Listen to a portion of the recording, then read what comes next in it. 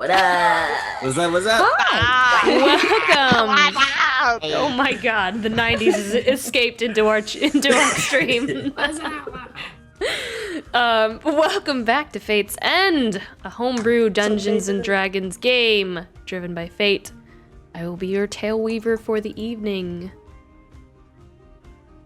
I'm just seeing I took a pause to see who's in chat. I see we got Danielle, we got Jedi Master 4559. What's up, neighbor? Love dubs. So get into our announcements real quick. One of the maps I do want to note that I will be using tonight is by Z and Peku. They make gorgeous digitally painted maps, and you can support them and get these maps for yourself at patreon.com/CZEPEKU.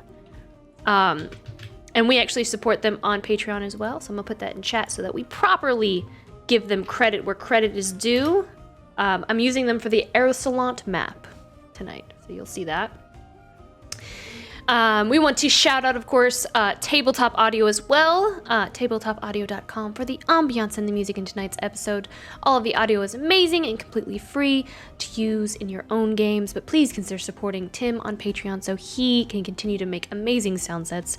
We currently support him and encourage you to do so as well, and I'll put a link to his stuff in chat. We also use Artlist for our music, and Sirenscape as well. Where am I going here? There we go. Put that in chat for everyone. All right, and we want to shout out our partners.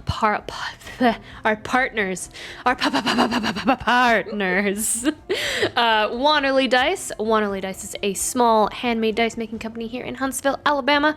They make sharp edge dice, dice jewelry, and other adventure items such as hand-stamped leather journals and handmade resin pens. Gosh, what is wrong with me tonight? Am I having a stroke? God.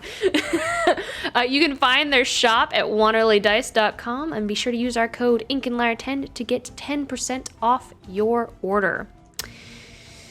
Shout out to our other partner, Nine Realms Gaming. They create top-notch gaming accessories from the finest woods. Speaking of woods, look at these woods I purchased at the Huntsville Expo. I'm going to show it off a little bit. That is a dice tray, a dice vault, and a dice tower, all compact in one, which is gorgeous and beautiful. I got mine in the purple. They are using pigments now. If you want to grab one of their dice trays, dice vaults, hero vaults, or dice towers that are all gorgeous, you can visit their website at ninerealmsgaming.com and use our exclusive partner code LYRE10 to get 10% off. My full set that I just showed you, that was $120. You can get them separately if you'd like, which is $35 for the tower, $40 for the vault, or $45 for the tray. I almost said trade. Again, I may or may not be having a stroke. Shout! It's gonna be a fun one, folks. Shout out to Sirenscape. Like I had mentioned before, we actually use their online player as well, and we use their sounds from time to time. Reminder that we have a Discord and is available to all of our community members. That is Command Discord. So please come join our humble little troop of individuals that we all are. We're goofy, we're fun, come chat with us. I'm just putting all the commands because I know Daniel is watching Luke at the moment. So yeah, come hang with us. Biggest announcement, humongous, ginormous. Our charity live stream was last Friday, and if you haven't seen the VOD yet, you can watch it right here on Twitch, or you can watch it on YouTube. We were blown away as our goal was $500, and we doubled it to 1,000. I think 5 was the final number for Child's Play, and that is absolutely amazing. We couldn't do it without all of you. And then, of course, Deanna, our amazing DM that evening, as well as all of the cast that was involved. Just amazing. Next time we do a charity live stream, we're aiming even bigger. So let's see how high we can go. And with that, I believe, Finali is going to be recapping the last episode for us. So with that, the time has come. Let us draw our cards for tonight's episode of Fate's End. Oh, hey, you're here. I have so much to catch you up on. Last time on Fate's End, me and the group were getting ready to attend a party thrown by Lord Aelhammer, one of the Dwarven Lords of Digbrand. If you don't remember him, he's the really old guy with the vendetta against Kareviss. A really nice guy who just wants the best for his son. We're supposed to bring his son Torrance suitors, and you know what that means? This episode is a love story. So let's meet our lovely contestants for the evening. Essentially, the curator is looking dressy casual. So this dress is stitched together with like different colored thread that Finn found in the trash, but that's okay because it looks gorgeous on her. She's wearing rocks and rock cats. The bottom of the dress looks like a ball gown. Like it's very large and very poofy. There's a little bit of cleavage, respectable, not promiscuous. But the bust of this cleavage is lined with gold that goes around her back, and inside of the fabric are the dust of ruby gemstones and a hint of golden powder. For ease of movement, he has matching sandals. It shows off his pedicure. It's very nice. Wow, how is Torrance going to pick? Soon we arrived at Lord Aelhammer's grand estate. We could already tell this was going to be a very unique party. Some people are dressed in simple, clean clothing. Some are dressed in more finer, noble clothes. But none are over the top or elaborate. You see one person wearing a belt of ale steins, probably 8 total, like a fanny pack. And they clink together, clink, clink, clink, as they walk. Another is carrying a small cask on their back. You look over, and you see a small family with children, ranging from 12 to 20. Okay, don't tell Praeria I said this, but why did she bring Gary? Who looks at that guy and thinks eligible bachelor? Oh well, one less suitor for me to worry about, I guess. Wow, what a place to be. With such great friends that we're making. I feel like I'm closer to all of you already. Gary, I am... Praeria, my lady, may I escort you into the estate, ma'am? You know what? Just be yourself, I am not Gary. that tall. You might have to bend your knees a little bit, but I think we'll be okay. Go Gary thinks he's already on a date. Let us promenade. Inside the party, we start to see some of our friends' more competitive sides. Ludin mostly. He approaches Urimir and makes a deal with him. No matter what, he doesn't want me to win. And what the heck, Urimir? What's up, Luke? He says, so, how would you like to make 100 of that gold right now? I'm listening. I can't let Finn win. So, Do you really think he's got a shot? look, I have no idea. Finn got her out. Yeah. These are very scary and trying times. We're invited as special guests to the Aelhammer table. Finally, we get a good idea of who our plus ones will be wooing tonight. Enter Torrance. At him, and he goes, "Oh, wow, that's a beautiful flower. But did you know that not all flowers smell lovely? I've actually read that there's a large flower in the jungles near Sunspell. They can grow up to 5 feet wide. It's pollinated by flies and it smells of rotting flesh. It's also carnivorous. Large scavenger animals are drawn to the scent and drink from the center, and then it wraps its petals around it and any unsuspecting victims and then swallows them. It typically takes 15 days to digest, but most of the digestive juices makes what's left of the bones sticking out. Okay. Finding the perfect match for Torrance was going to be a real challenge. Thankfully, Esperis brought Clay, the curator from the museum, and they shared a love of insects. Urimir throws a stink bomb and sets off the poor kid's allergies. Cynthia tries to give him a rock bouquet, and then the plot thickens. Sarah is just gonna kind of like walk over to Torrance, and she's just kind of like gonna lean over and just kind of like look at him and say, "My lord, you simply must tell me more about these books that you read. What is that book that you are reading there? You simply must tell me." And he's like, this is the Crafter's Compendium of Dyes and Pigments. It's my new favorite right now. And she is gonna make a roll. Y'all have to end these people. With her plus. Right? Who is this chick? James is gonna kind of lean over to Torrance next, and he just kind of like looks at him and he says, "Hello, I'm James. I'd love to hear about you."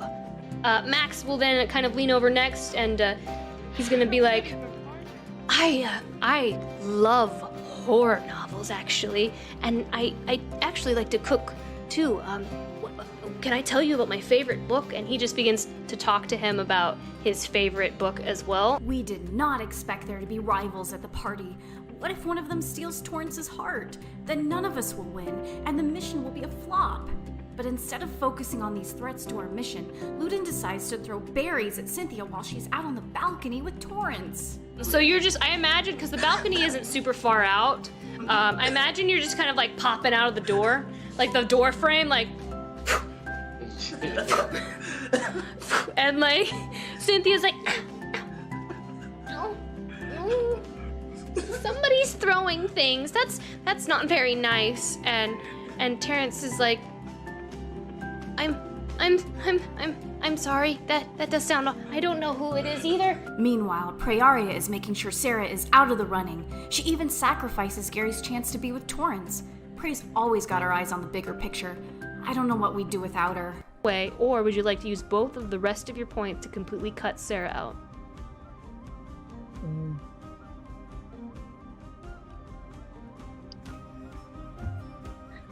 She's like, do you want to win or do you want to save the party? It's up to you, Prearia. Yes. Okay.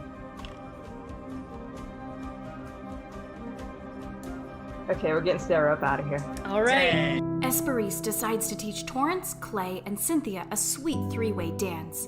Everyone is so kind and so encouraging that even shy and nervous Torrance starts to have a good time. A little red, and he's just like, I hate dancing, honestly, and I'm terrible at it, but it's not so bad with you guys. It's actually kind of nice. And then Urimir gets clever and creates a very charming atmosphere for Lenora and Torrance to dance. Oh, I've got to admit, it was really romantic. They stared wistfully into each other's eyes, the lights were dancing all around, and everyone's gazes were on them. And so by the end of it, like, you know, people begin to, like, you know, they kind of, they don't have to clap for them, but, you know, like, they're, you know, kind of give a pat on the back and like, wow, that was amazing, and stuff like that. Ludin's clapping for them. My boy. I am too. I try to start an applause from the crowd after the music is over, the dance is complete.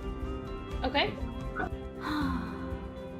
I hated to stop it, but I had to swoop in and send Torrance off to the library with Cynthia. I couldn't just let Urimir win. Plus, these two were made for each other. Just watch.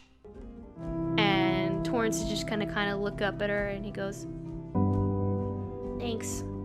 I'm sorry you didn't know your parents." And he goes, "Oh, it's okay. I had the halls, you know, the halls of might and the people there, and I got to know them, and I got to meet tons of people, and it wasn't so bad. It really wasn't so bad. But your dad seems really nice. You've got a really nice dad." And they just kind of share this super sweet little cute little moment together in the library. In the end, true love prevails. It just goes to show if you believe in something hard enough, it'll always, most of the time, come true. And he looks to you all and he's like, "Thank you, once again. I really like Cynthia." Yeah! Get ready to wake up at 6 o'clock in the morning. I mean, oh, yes, she's very pleasant. Mr. Alehammer, I hope hope they're very happy together. Lily Please. just stares, and you guys like straight up see a tear.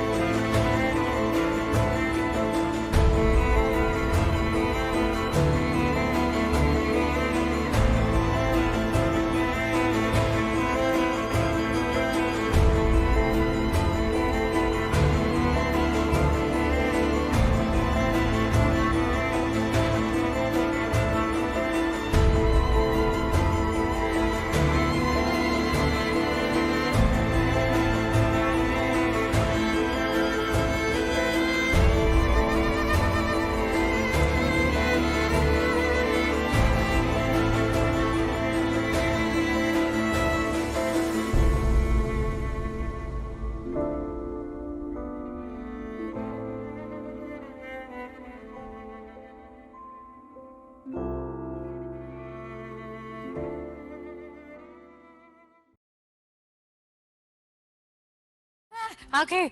We're here. Hey guys. We had like a Hello. back end like rushing to get something. Okay. Yeah, I wanna copy and paste this. I almost forgot there was something that I did want to mention because this is very important to us.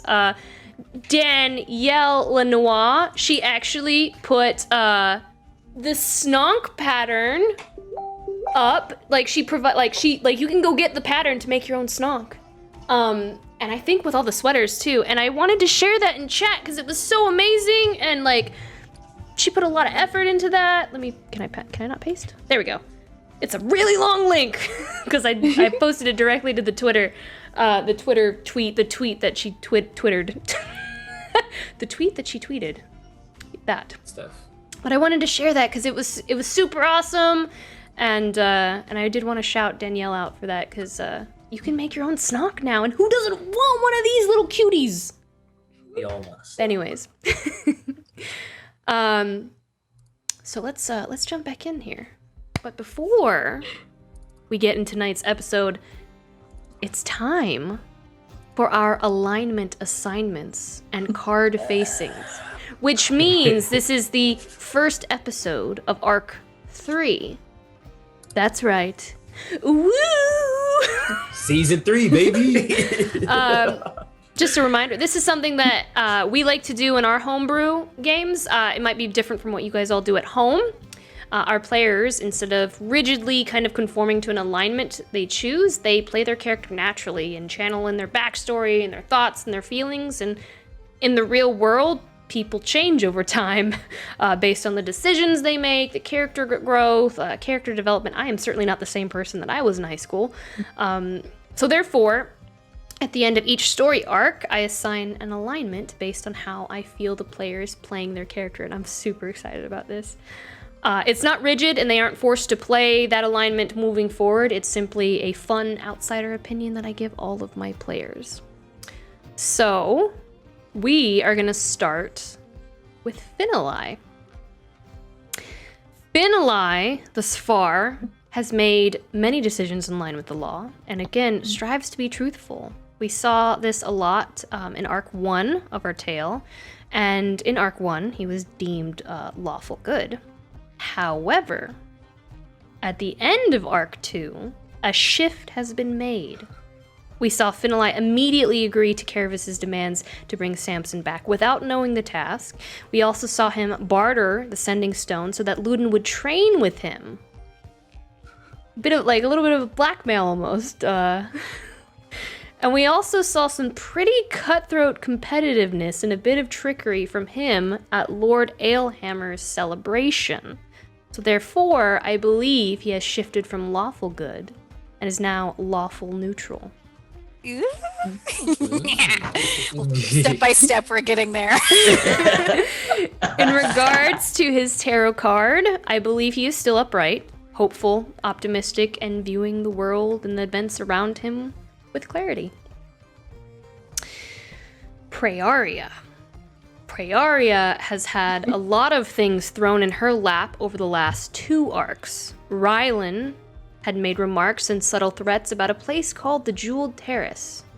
Something Praeria is very familiar with within her family. She remains silent.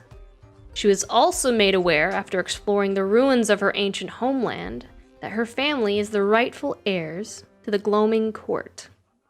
Praeria has neither taken a step forward, nor has she taken a step back, and therefore she has shifted away from neutral good and is now deemed true neutral. Ooh. In regards to her tarot card is no longer upright, but reversed.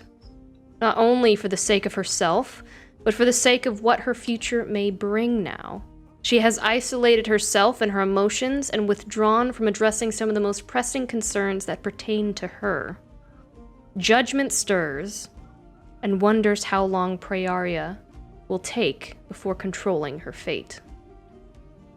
I'm Judgment, by the way. Judgment Funsies. is judging. Judgment is judging so hard over here. Being judged by Judgment. No pressure. It's fine. We're just gonna put that on the list of things we're ignoring. It's cool. Uramir. Let me close that so I don't get notifications. Uramir. You continue to care nothing for laws and principles. This is true. You abide by your own sense of justice.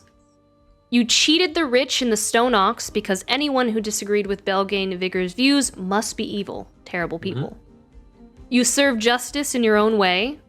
I mean, they deserved it, right? Yeah.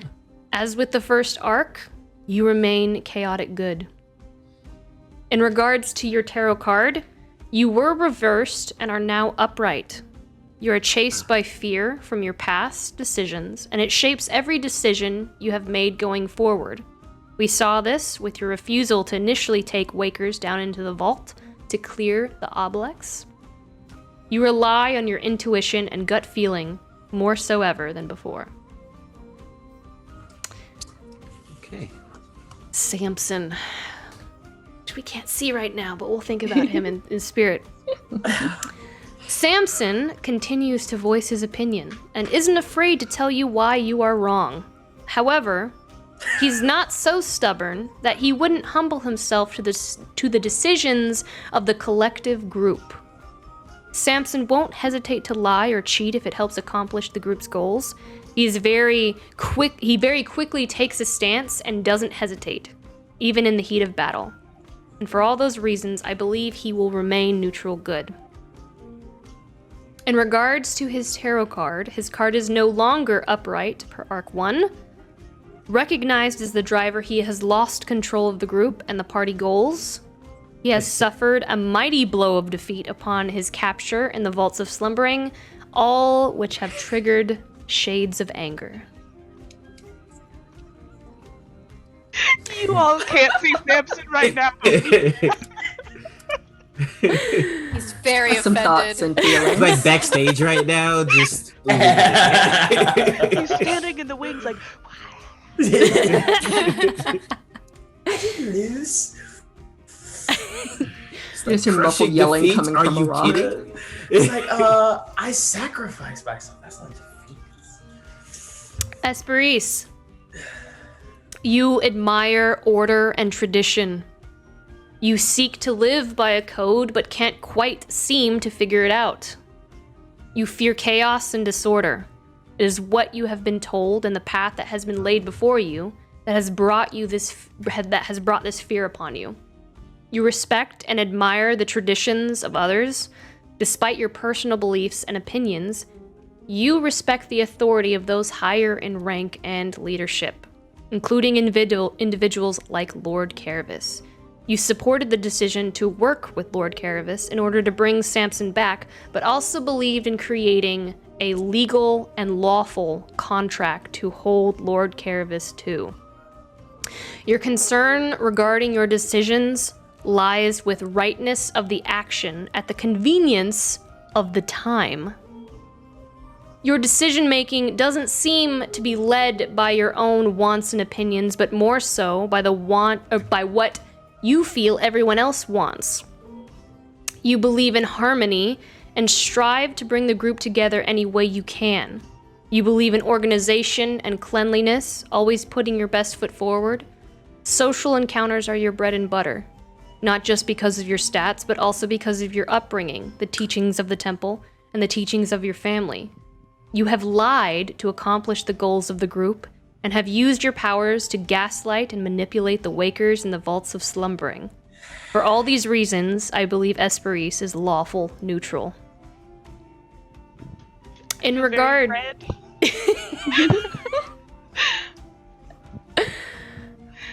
In regards to her card, I believe she is upright. She has endured change and transition, but this reading also speaks of things to come. While the journey in Digbrand comes to a close, a new beginning approaches, and with it, upheaval. Alright. Alrighty. Luden. Are you ready? Let's do it. Let's go. Luden. He has his own set of well-ordered rules and strict codes of conduct. He has principles, and he considers himself to always be in the right. To Luden, there is only order or oblivion. The weak will follow sure leaders. Luden is calculated, disciplined, quick to decide the punishment determined by his own judgment. Luden is motivated by his own interests, but feels ultimately that order protects him via the Sparrowhawks. He seeks to achieve his own ends, and he feels he needs the party to help him achieve them, but through order, not chaos. His own twisted philosophy and naivety makes him paranoid of the party members he's become closest to, and though not around, even his family. Luden aims to gain control, for only through control and in the direction of what he believes is right will he be able to have peace. He also has made various bets and bribes with the party members and high-standing officials alike to improve his odds and achieve his goals. Therefore, with all that being said, I believe Luden Archbane to be lawful evil. Yes. Yeah. In regards to his tarot card, he is upright. The devil, upright, lends itself to addiction, obsession, and control. The addiction and obsession lending itself to his shadow, what has occurred to his family and in the past. All those things driving him forward to take matters into his own hands, which leads to control. For only through control, and in the direction of what Luden believes to be right, will he have peace and will he be satisfied. And those are your card facings and your alignment assignments as we begin Arc 3 of Fate's End. Guys, we have an evil person in our party! Like, about a sentence and a half in, I was like, Lauren. Oh. Just the way he started talking, I was like, he's gonna be evil, isn't he? Oh my gosh. He just kind of sounds like Batman. He's like a vigilante. He does, doesn't he? Ooh, I saved Luden for last because I was like, I don't think they're gonna see this one coming. Awful evil, huh? Got a lot of lawful going on in the Right. party, though. Surprisingly. I'd say unsurprisingly. I feel like there's more lawful now than there was in like the end of Arc 1. So, jumping back into our story here. The party ends. You all enjoy a vibrant-filled evening of dwarven ale and hospitality. Torrance and his father bid you a polite farewell as the celebration comes to an end. His father nods and gestures to his son, and Torrance just kind of shyly and clumsily walks up to each of you and pins a small glowing turquoise hop to your chests. He accidentally sticks a few of you with the pin as he does so and just apologizes, very sheepishly. The flames of competition dying down and the goal of freeing Samson returning to the forefront of your minds. You return to the Fuzzy Navel, and the next few days are stressful for some of you, as the day for the Houses of Legacy to vote on the lordship of the Vigor name looms closer. The anticipation and the waiting weighs down heavily. Was it enough? Will Lord Alehammer follow through on his word? What if he doesn't keep his side of the bargain and Samson is lost to the depths of the slumbering vaults forever? In regards to Lord Kareviss, that is. It has to be enough, right?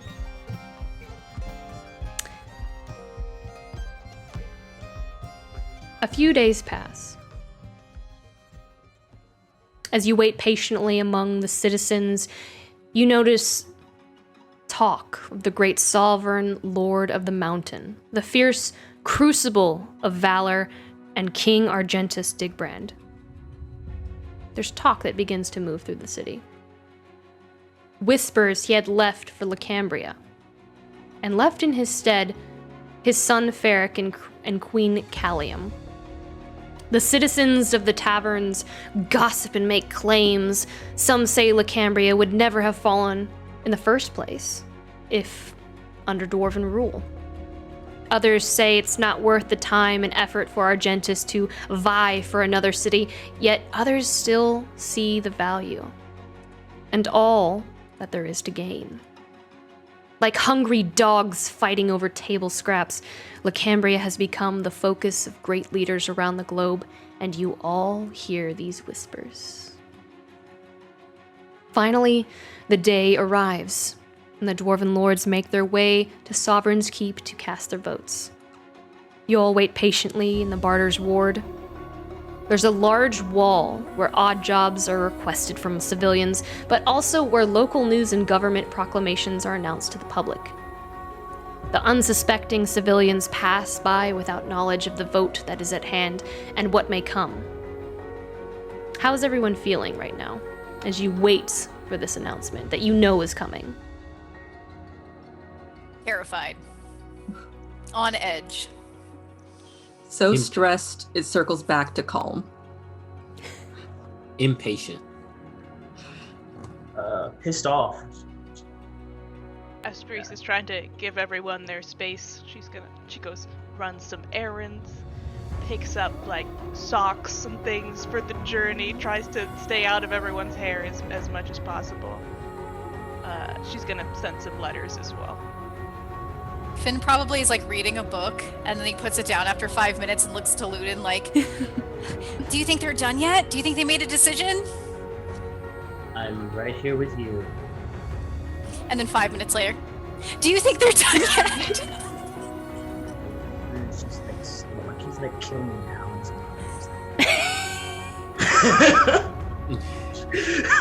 How long does it take to vote? A lot to talk about. Minutes seem like hours, and hours like an eternity, but eventually a dwarf wearing the same elaborate Kingsguard armor you all saw at the Amethyst Garden strides up, one hand resting on their belt near the hilt of their hammer, and the other holding a scroll accented with a long purple ribbon and stamped with an elaborate wax seal. You all knew this was coming. No one in the city did. The dwarf bellows aloud, Citizens of Digbrand, a motion has been passed from the great dwarven houses of legacy, under the watchful eye of the young Lord Ferric Digbrand and the Queen Mother Gallium. I'm guessing there's gonna be plenty of celebration tonight. He turns, unravels, taking a metal, almost kind of like railroad spike-like spike. And with their warhammer, he just kung, kung, ting, ting, ting, nails this into the soapstone wall. And you see the purple ribbon kind of cascade down the beautiful parchment paper, and a crowd begins to gather around it rather quickly. Quick, we have to go read that. Go ahead. Tell us what it says. All right, fine. We'll try and push his way through. You, Finali, you push past the crowd members, and some of the others are like, "Hey, I want to see too. Well, you're not even from here." They're all dwarves, right? I feel like you just like wade through them. I don't know if Finn is that tall. Just start stepping over their heads to get over there. Oh my Excuse me? Finn wades through dwarves. You make it over, and you see it's written in Dwarvish. Hey, what does this say? As you kind of look, you see it's written in Dwarvish, and you hear, well, good riddance. That time they get rid of that dead weight. And then you ask, what does it say? And then another one says, they got rid of Belgain. Good riddance. For someone more worthy who deserves it. You hear another, shame. All that legacy destroyed. Up in flames because of one rotten egg.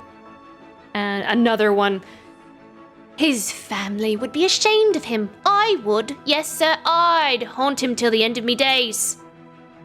You hear a lot of, like, glory only to the strong starting to echo out. So Finn will turn around and, like, look to the party and be like, they did it! They did it! They got rid of Belgain's title and his name! So Buddha doesn't look at Finn at all because, like, he doesn't even get associated with the person screaming out, "They did it! They did it!" Yeah, the He's very much collective. involved. The collective is essentially just kind of like, do you know this was gonna happen? Well, Yeah, no, did you know this was gonna happen? we just anticipated it because Who's we? rumors, rumors. He's gonna fly way back through the crowd.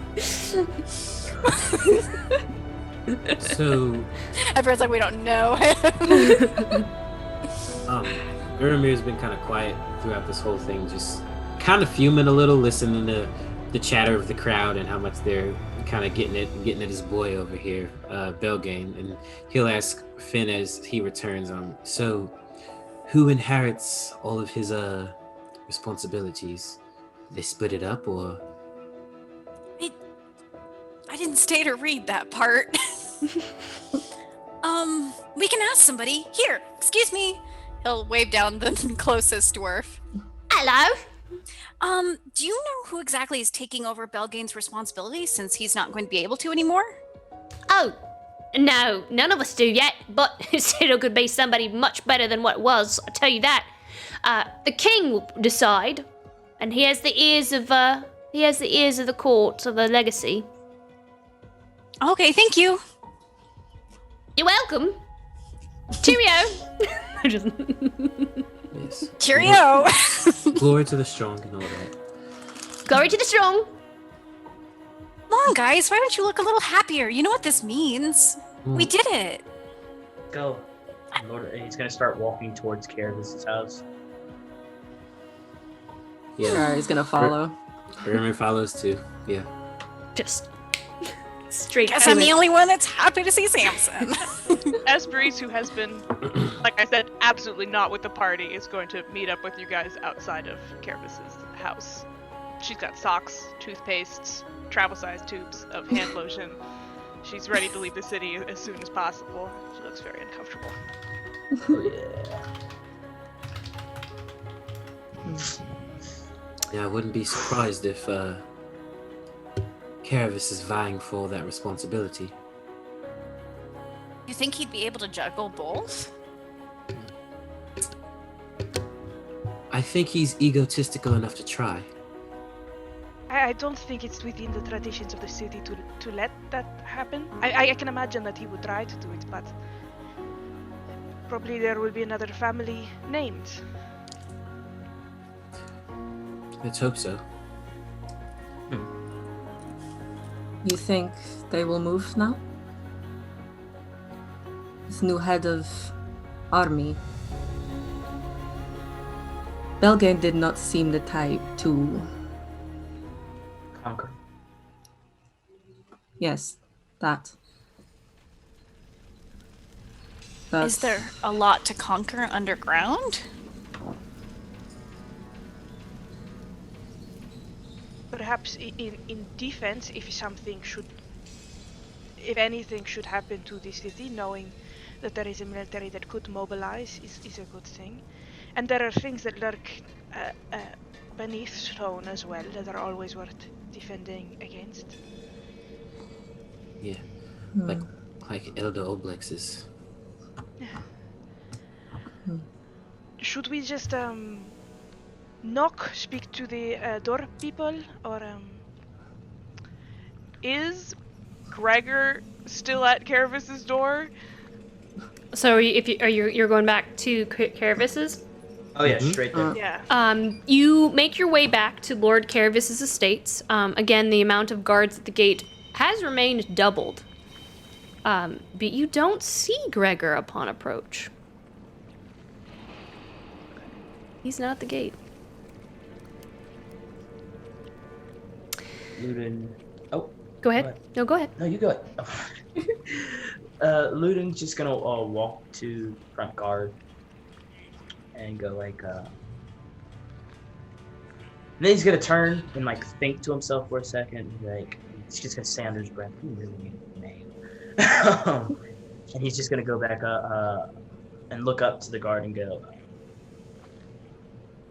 I think Kareviss is expecting us.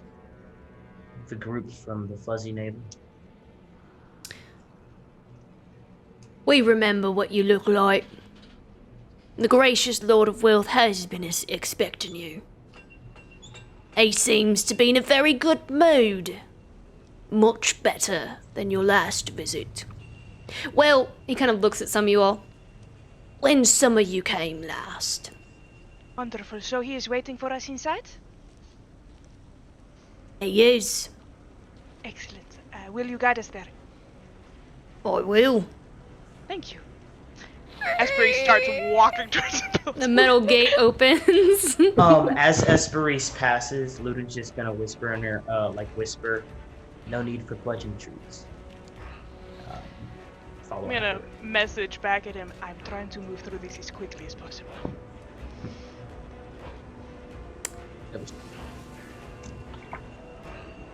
Farah is going to stay close to Uramir throughout all of this.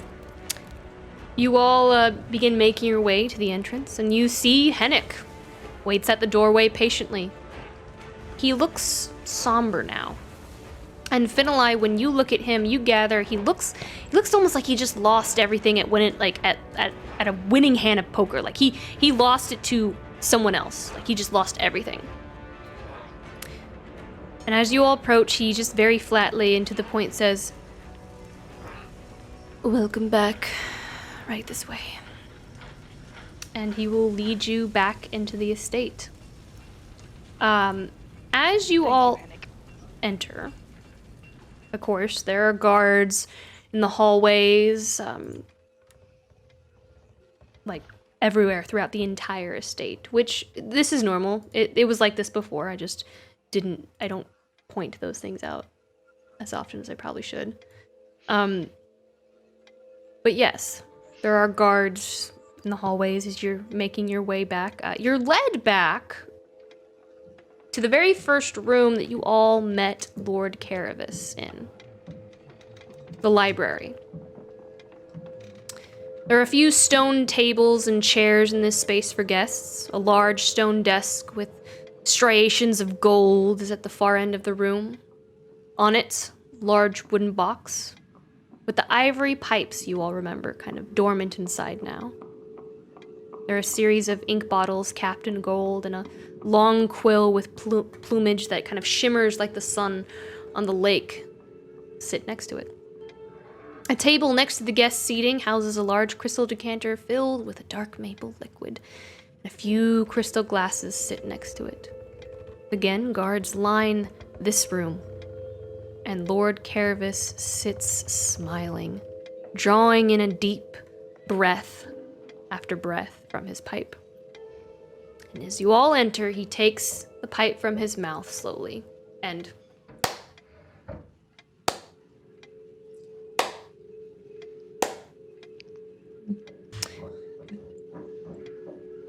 well done.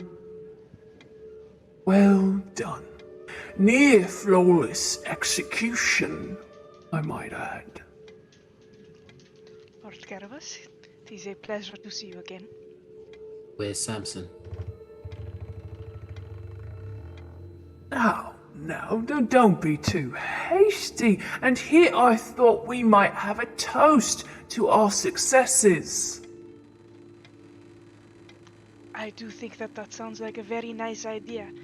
But there is no one I know who enjoys a good toast more than our friend Samson. Who would be able to have this moment with him present. he walks over to the crystal decanter and pours himself a drink and takes a nice big swig out of it. And he looks back at you all. Well, I am a lord of my word. And his face is very hard and fierce for a moment, just drastically shifts from happy as he recollects on his words.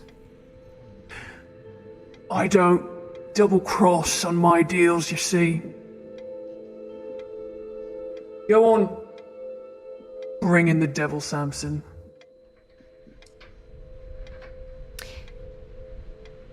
It takes a moment. You wait and you hear that tick, tick, tick, tick that begins to just pick away at your skull with the rhythm of your own heartbeat. But then you hear it. You hear the raking of chains across the stone floor, coming from behind the doorway that Lord Kareviss is sitting in front of at the desk. It's slow, and it's strained.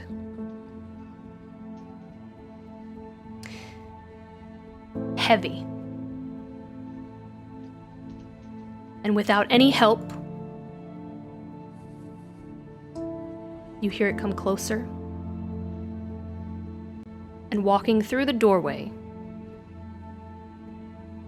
you see Samson.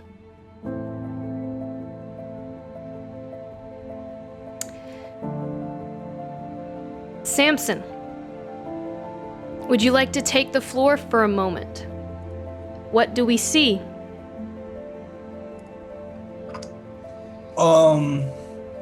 Yeah. So Samson's back. He is your the good buddy that you've always seen before, your best friend. He's wearing the same clothes that he was wearing the day they went into the vaults.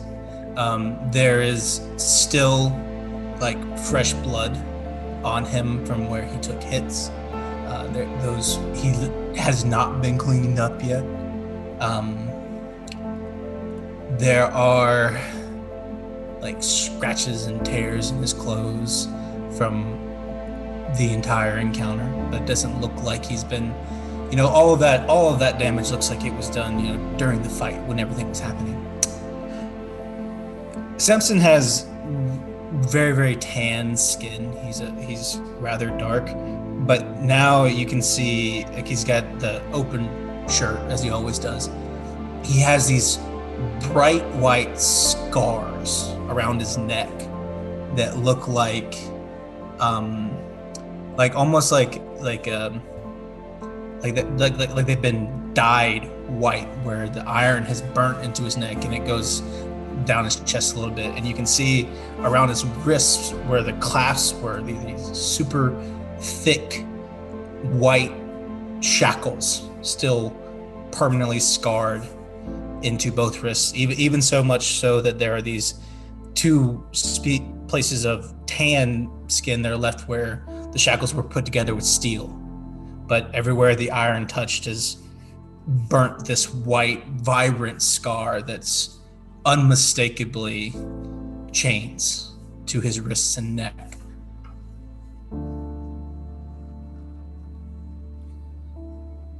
And he kind of like smiles at all of you as he approaches,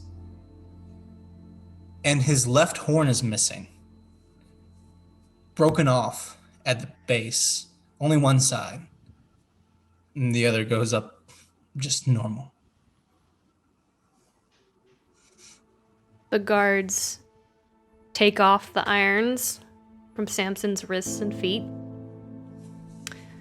and Lord Kareviss walks up with a single key, and he looks Samson dead in the eyes for a moment as he unlocks the runic yoke that prevents him from spellcasting, and it falls to the floor.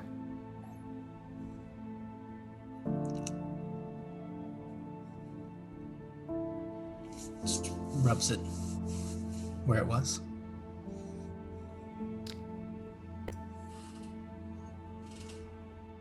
I'm gonna start moving towards my friends. He stands there, like he doesn't move, like he's like this far away from your face. And he just takes another swig of his drink as he looks at you. Ready to go?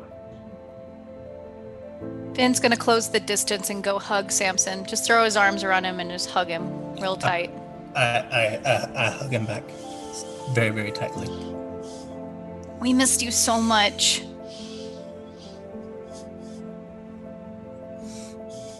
How long's it been? A week? 2 weeks? Guys, I don't remember how long. It's forever. Too long. Hey, that's probably right. That's far too long. Far too long.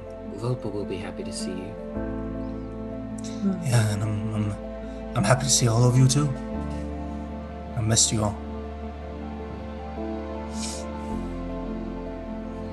Let's go. Right. It seems our business is done, and there's no more room for hospitality. Hennick will see you out. You know, Digbrand seems to be too full at the moment. Adventurers like yourself shouldn't linger. The world is far too grand. You wouldn't want Digbrand to keep you all cooped up like a caged animal, would you?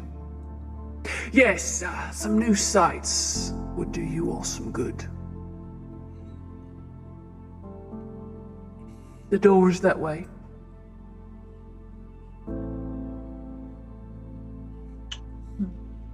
Lord, have a beautiful evening.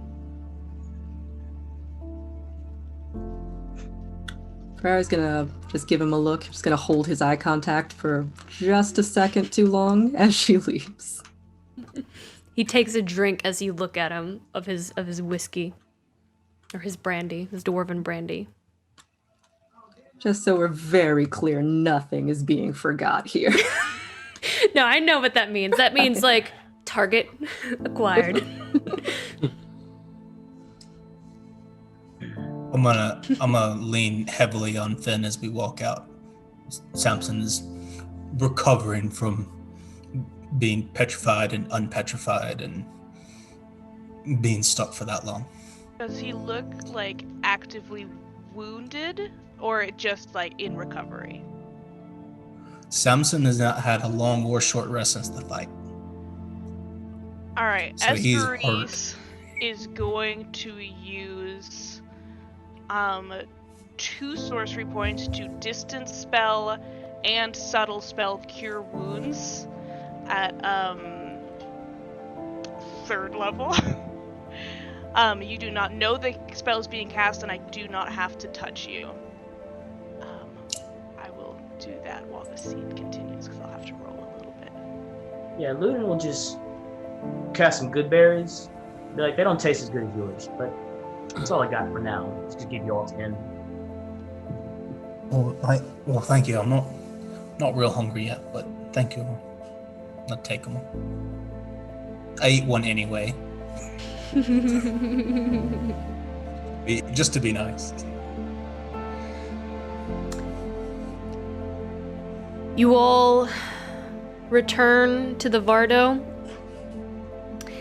and as if she could immediately sense your scent and presence, this blur of orange fur shoots out from underneath the Vardo like a friggin' bottle rocket. Samson, make a dex save. I'm not ready for those. It's a disadvantage thing. You have 18 more hit points now. 19. 18 more hit points. That is wonderful. I rolled a 6 on my dex save. Perfect.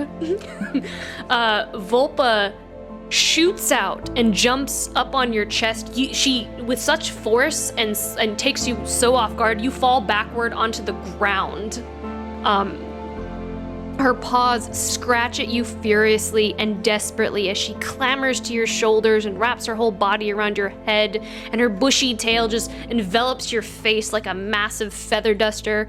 Her whine is a mixture of excitement and worry as she licks your face and the wounds, the scratches, as she just completely envelops you.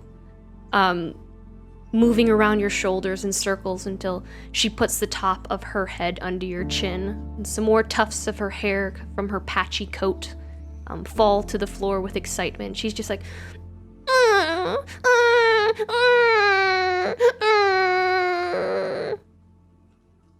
Well, obviously, I give her one of Ludin's good berries. Real quick. It's like, just give that to her. But I give her scritches and all that, and then I just ask. I can talk to Boba, right? That's what I do. So I'm just like, hey, I guess you miss me too, huh? Miss Samson, Samson gone, Samson back now. Yeah. Did they take good care of you while I was gone? They try. Volpa. Want them. Leave Volpa alone. Sometimes I feel that way too. Well, I'm back now, so hopefully it won't go again. she just immediately continues to shove her head underneath your chin and just nuzzle you, and just she even tries to when you kind of drop her back down to the ground, she shoves herself up into your shirt and just pops her head out of your collar and just wants to stay right there. She doesn't want you to put her down. I would never put Volpa down. Or you would never. I hold Volpa for the rest of eternity. Probably. I don't know. And she's so happy. Her tail's just floofing back and forth vigorously from underneath your shirt. It's like Alien, but Volpa's in there. Ludin will give the key and his half of the party funds back to Samson. Just say, I think these belong to you. Well, I'm very thankful. Thank you for holding on to him while I was gone. So, I'd tell you about my experience, but I think it's pretty obvious what happened. Took your horn. Yeah, apparently it was an accident. At least that's what they said. Does it grow back? Maybe. I don't know. I don't know if it'll ever be the same length again, but it might continue growing. I don't know. Hopefully it does. But you look good without it, too. Thanks. I was stoned the whole time, and they don't exactly make happy scenes for all of us down there, so I didn't really have nothing really happened to me. Well, I guess y'all probably had something to do with me getting out so quick. It's only been a week or so. What happened out here? Well, we should go get a drink, and then you can tell me the story. Ludin will just put his hand on Samson's shoulder and be like, let's go get a drink somewhere else. We had to do some things, and I think where we're going, it's gonna have plenty of drinks, but I kind of let's go let you officially cast this. Yeah. We were waiting on you to get the Vardo to where it needed to be, and Volvo was underneath it, but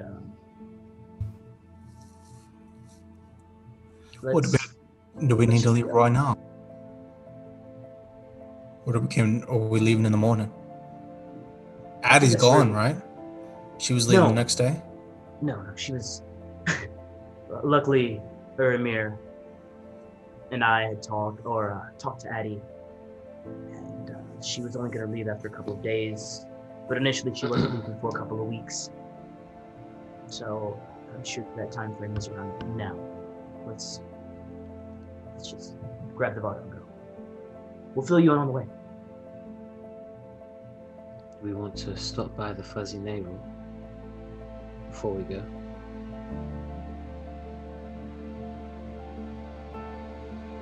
No, I don't.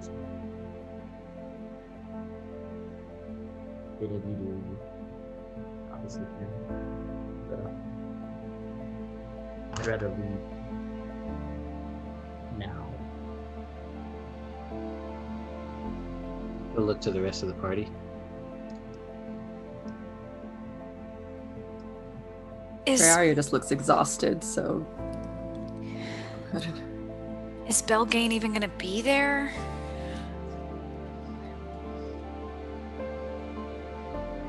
What happened to Belgain?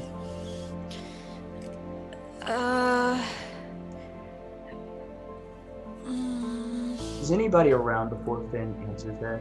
I mean, you guys are like out and you're next to the Fuzzy Navel. Like We're in the parking lot in front of the Fuzzy Navel, pretty There much, you go. right? You're in the parking lot in front of the Chuck E. Cheese. Yeah. So there are Maybe a people like passing by and stuff. Yeah. As just Breeze- maybe a conversation for inside the bar, guys. Please. Okay, let's go in the Bardo then. You guys all like sardines pack yourselves into the Vardo. You're all very. I'll sit up front and just keep look out and watch. You'll sit in the driver's seat, just kind of watch. I'm sitting out front with Ludin. I'm not inside the Vardo. Oh, hold on. Do we need to? Am I getting the sense that we need to leave like before nightfall, or do we need to like? What's the deal, guys? Like, do we have to leave right now, or can we leave in the morning? I don't think we're in that much of a rush anymore, are we? I don't know. Didn't it kind of sound like a veiled threat, what Kareviss was saying to us? I don't think it was veiled at all. Veiled. Kind of. Okay. Well. So you wanna? Should we go, Finn? You're asking me? Yeah, Ludin thinks we should go. What do you think? On the one hand, I think we do need to go. On the other, I'm with Uramir, and I think we should at least check on Belgain and make sure he's okay. What are you gonna do if he's not okay? Yeah? I don't know. Binalai, I think Luden and I will meet you back at the ship. Okay. Praeria, what do you want to do?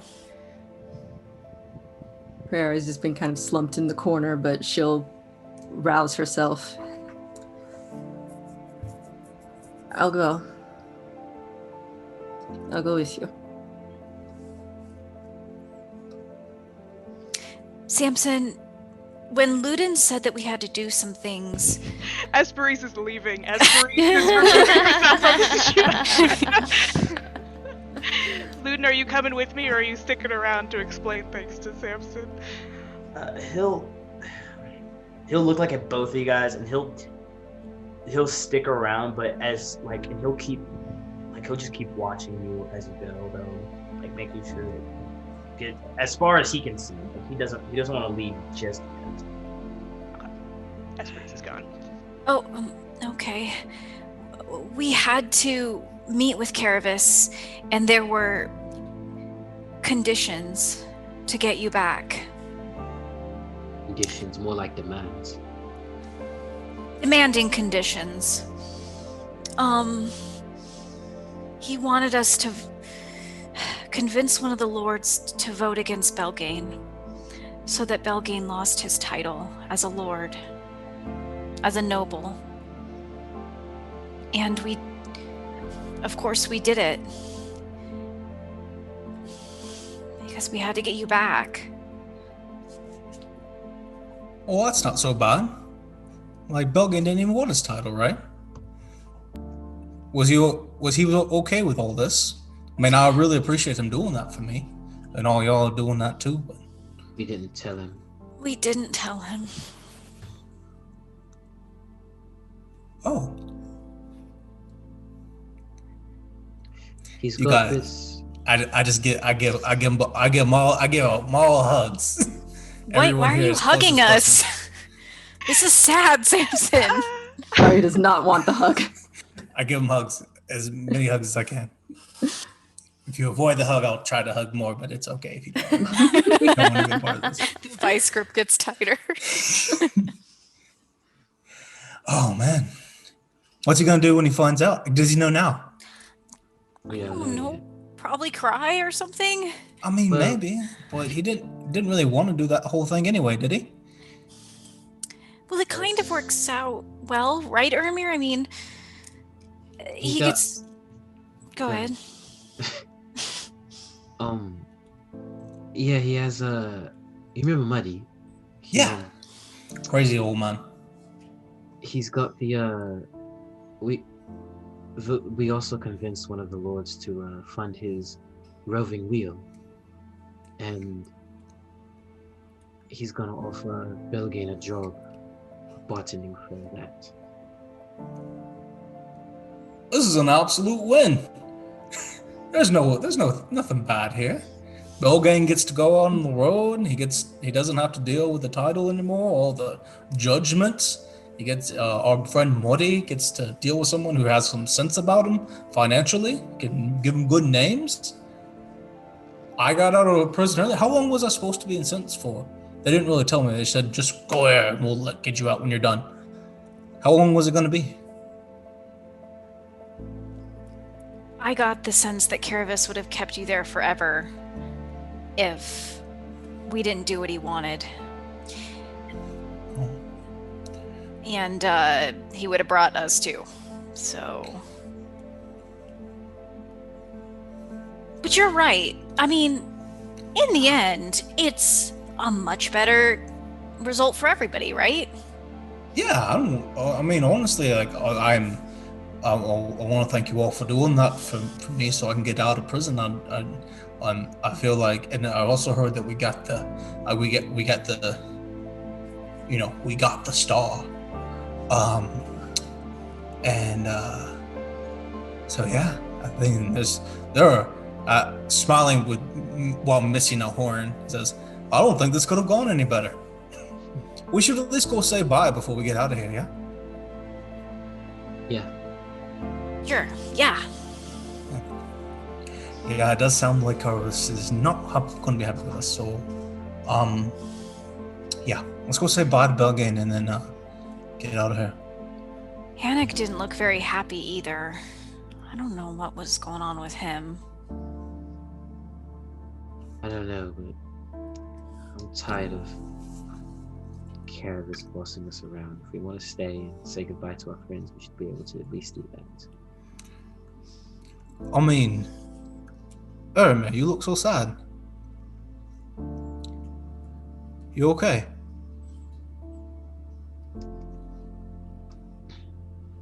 I'm just glad to have you back. Sorry we lost you.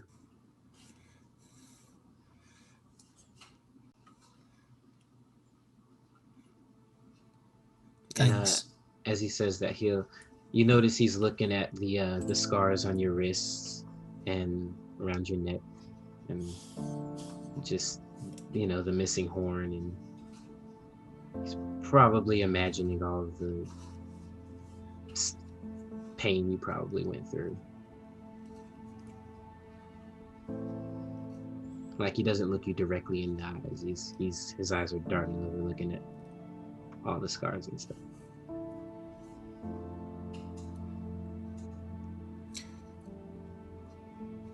Am I getting the same kind of vibes from everyone else here? Similar vibes. The deep tension. And you get, if you're looking over at him, he's like almost close to tears, but like just more shaking anger at everything, less so, like not at any particular person, but just sitting there seething. More so than normal, than you guys do usually. I think it would have been pretty easy to pick up on when Esperie's left. It was definitely because she was afraid. Esperie's like, I think. Oh, go ahead. I was just gonna say, Finn's trying to stay optimistic, but you can tell he's also a little bothered by the scars and the horn. They're pretty rough. I don't think that this party has ever been in more need of a fuzzy navel than we are right now. Let's go get one, see our friend, and then get out of here. Let's go see what he's got to say. Yeah? Yeah. So, Ludin and Esperie, I'm guessing you stay outside? Yeah, Ludin will go in. Or is everyone go? Is everyone? Esperie's left a while ago. Yeah, that's what I thought. She's praying on the boat right now. She's on the boat. The party makes Ludin do stuff he doesn't want to do all the time. So. You will join! You all... If Ludin joins, you see Samson's already taken this pretty well. If Ludin joins, you see Samson get visibly more happy. If he joins us. He's there. Very, very begrudgingly. He'll just stay in the back, head down with his hood up, not really saying much. You all make your way back into the Fuzzy Navel, and Fuzzy Navel is as lively as it's ever been. And you do see Belgain, but he's not at the bar. He's just kind of like leaning against the wall in the back, and like it looks like he's going through a couple shots. Just like seems very lost in thought. Very pensive. Ludin,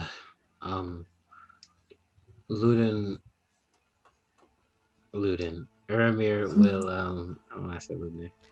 Like, he'll try to put on a happier face, as he approaches Belgain. Say, Belgain, look who we found.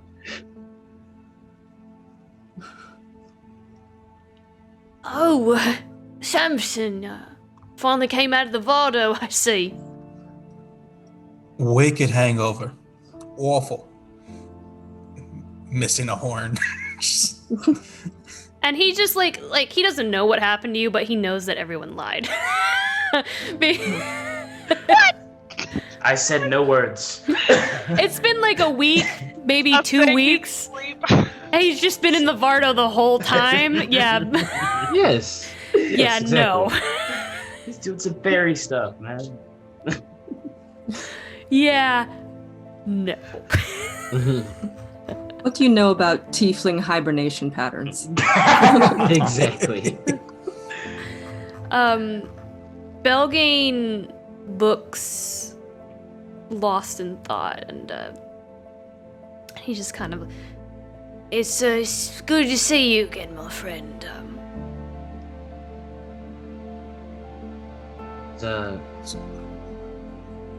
Is everything all right? I'm sure you heard that they're taking away my title. I never thought that they would do it, to be honest. Never. You know, I'm always been about tradition and legacy, and I never thought they'd actually do it. Well, I'm sorry to hear that. What exactly does that mean? Well, I'll lose the estate. I'll lose everything that I've purchased. Everything that was funded through Vigor name, and it'll be given to someone else. I'll lose the navel.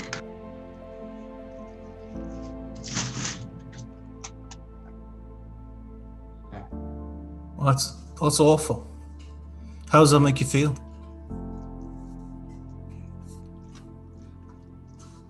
Are you serious right now?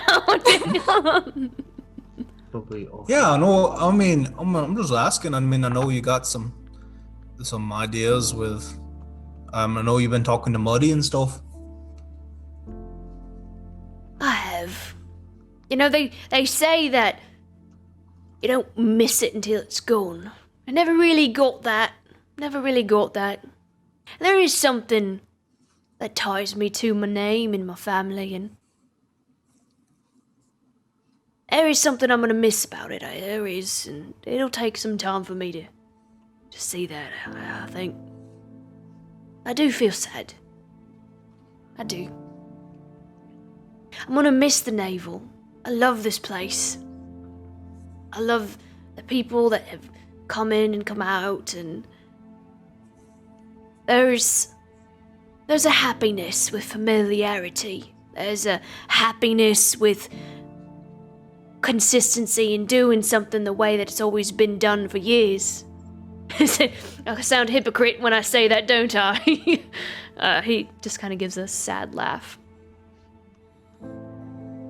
But I heard Muddy's idea, and I know Lord Aelhammer's gonna fund him, and he's gonna build this massive tavern, and it's gonna be his vision and his dream, and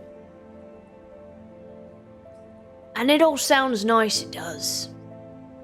Change is scary and terrifying, and we all say glory to the strong and might and family, but they're all liars if they don't say they've ever been afraid. They're all liars if they pretend that they're not fearful of the new, fearful of fighting those monstrous creatures face to face. Everyone is afraid of death. Everyone.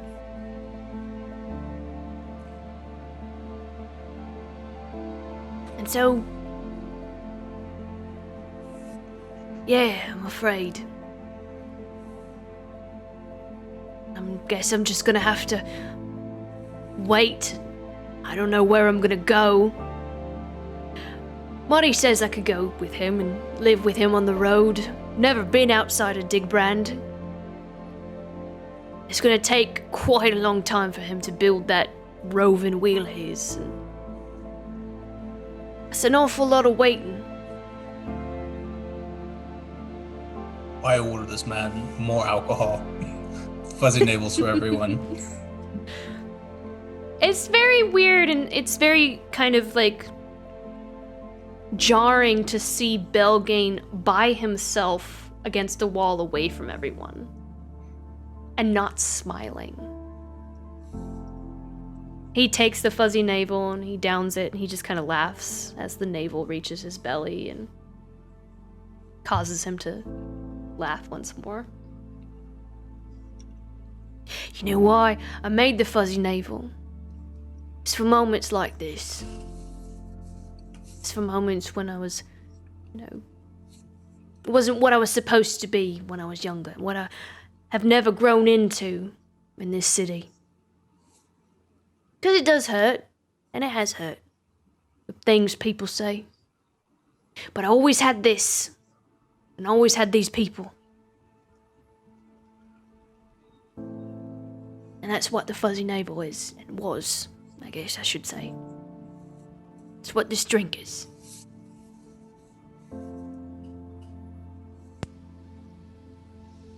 He takes another one. You mean is. Just because you're going to lose the building doesn't mean you're going to lose the fuzzy navel, Belgain. That's you. You are the fuzzy navel.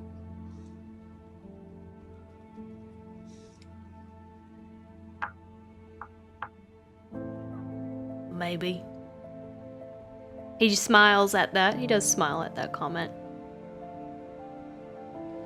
And I'm confident that if you do go with Muddy, you're going to bring happiness and laughter wherever you go. On wheels, no less. Can you imagine? Honestly, I really can't.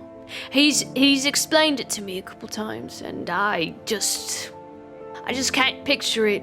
It sounds amazing, it really does. Instead of people coming to you, you can go to them. Yeah. He just kind of looks at the building, looks it up and down. Yeah. Better environment, right? Right. Maybe this roving wheel will be something real special. Maybe even more special than this building. His eyes are glassy, and he looks sad, and he is really trying. The man behind the mask. He's trying to hold back his sadness, but he hears what your words, and he knows that that's the only future he has now. And he knows that after everything that he's been through, and the judgments and the criticism throughout his entire life, that he's gotta keep going. Because that's who Belgain is. A fighter. But he's not afraid to show that it hurts.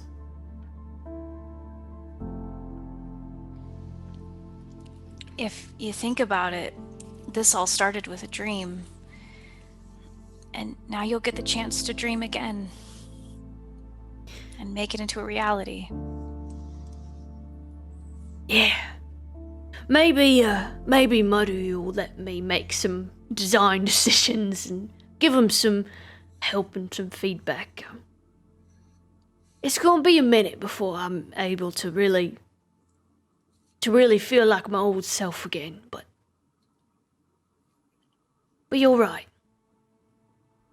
You're right. You have to be. I believe in you, Belgain. You'll be fine.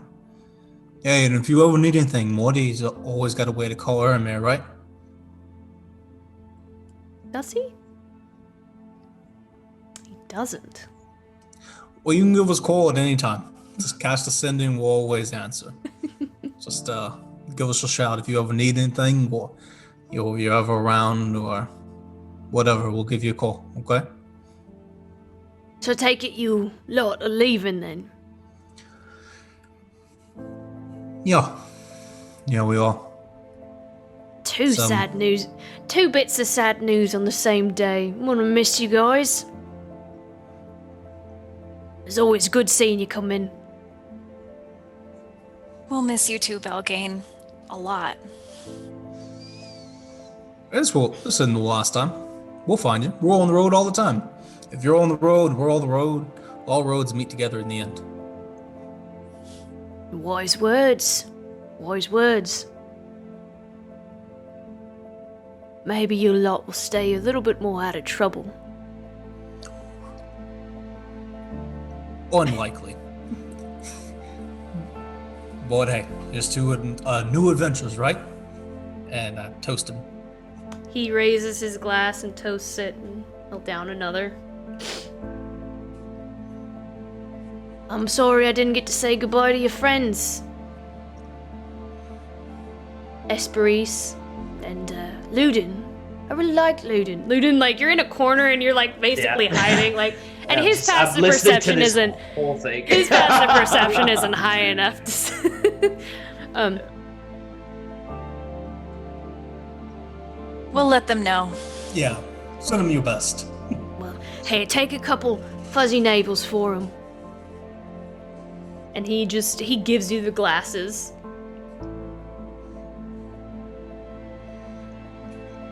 I wouldn't want to be rude. I'd take them. Don't worry about the glasses. You could take them.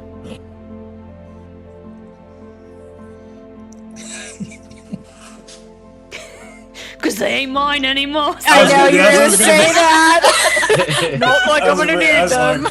I mean, it's neither yours. So it's some other guys, right? Too soon? Okay. Waiting for it. I knew that was why you laughed. Next move for Belgain is just go in the back room with a backpack and start shoveling things off the shelves. Absolutely. You take the nails out of the walls if you want. Right? Hide this in the fart. Let's go. Putting the mini fridge out and Put it in there.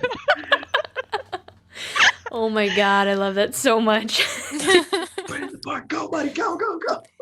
I think we're. Are we doing anything else while we're here? I don't think so. I think we are just wish Belgain safe travels and fun adventures. He like hooks you all in to another hug. Except I think there are more of you now. Before it was Ludin and Ermir. Oh, we lost someone. Who did we lose? Oh, Reyna. We lost Reyna. Reyna. Mine now. It all switched around, right? Yeah, it looks a little wild. It does. I'll go to battle view for a moment here. He hooks you all into a ginormous... Oh, there's Reyna. Hi. You all are in the same spot too. Oh wait, nope. Two people are mixed up. Now I'm in the wrong spot. I want to be evil desperately. No, sorry. That's all still me. There we go. He pulls you all in to a ginormous hug, and you smell that delicious tobacco peaches scent that you remember, Eromir. The rest of you, this is all new. This is the musk of Belgain. The musk of Belgain. This is the musk of Belgain. And it's his smell gain. It's his Let's smell make that gain. into a candle. There it is.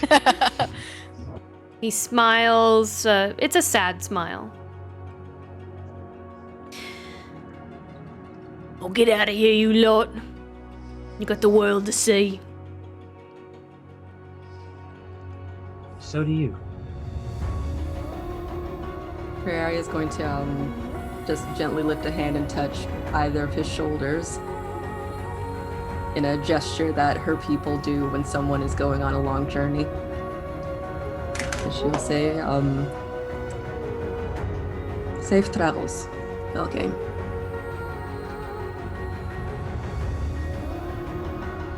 And to you, Praeria. And to you.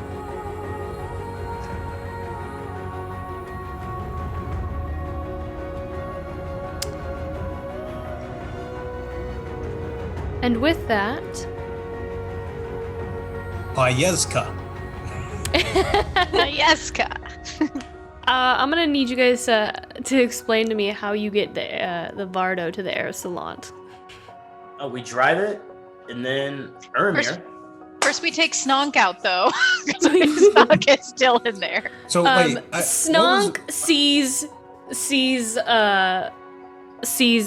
Samson for the first time back again, and Snonk's just like wee wee wee, and he just kind of like trots really excitedly. Then he sees Volpa and he stops. And Volpa's just like Snonk? up on his shoulders, and like the hair goes back up on her neck, and Snonk's just like. It's all right, buddy. What's wrong, Snonk? You can talk to him, right? Yeah. Volpas say no. Volpa say Volpas is Volpa. That's the wise words, Snonk. Snonk happy. Volpa's back. Also scared. Try not to poop him off fire, though, okay? Volpa's no go inside, Vardo. Oh no. I look at Ben. I didn't do anything. And I left the good berries really high up so he wouldn't get them. So I don't know how he could have done that. Door locked. Snonk. Sorry. Oh my god. Didn't leave Snonk locked in there for 3 days. No, I thought Snonk was on the Aerisolant. He wasn't in the Vardo. No, he's in the Vardo. Remember, I put like the good berries on top You shelf. did go back for him for the. I mean, I probably let him out to pee. I don't know. Sometimes I forget, guys. I'm Tamagotchi sorry. instead. Oh, he eventually got those good berries. I'm sure he did. And there's probably a mess everywhere. That's probably why he's saying that. I unlocked Yeah, the that's door. what He'll sleep. He'll sleep. I go. Yeah, I open the door to see what the damage is. He's essentially rammed his self into like the cabinet enough times until like the cabinet like cracked and like and like the berries fell off. And there's little piggy pebbles. It's fine. I'm sure Esprit can thaumaturgy it to clean. It's not how thaumaturgy I works. was going. I don't know how thaumaturgy works. It was. She just it was doesn't 2 know. weeks. It was 2 weeks. I was gone. It shows you how much we need you, right? Samson is not impressed. He is not amused. Mountain just pops. And Samson looks probably as mad as he's looked since he got out of prison. All right, Snonk, let's go. Mountain like pops their head out of like Praeria's pocket and sees Samson, and like almost as if like like he doesn't think that you notice Praeria. He's like,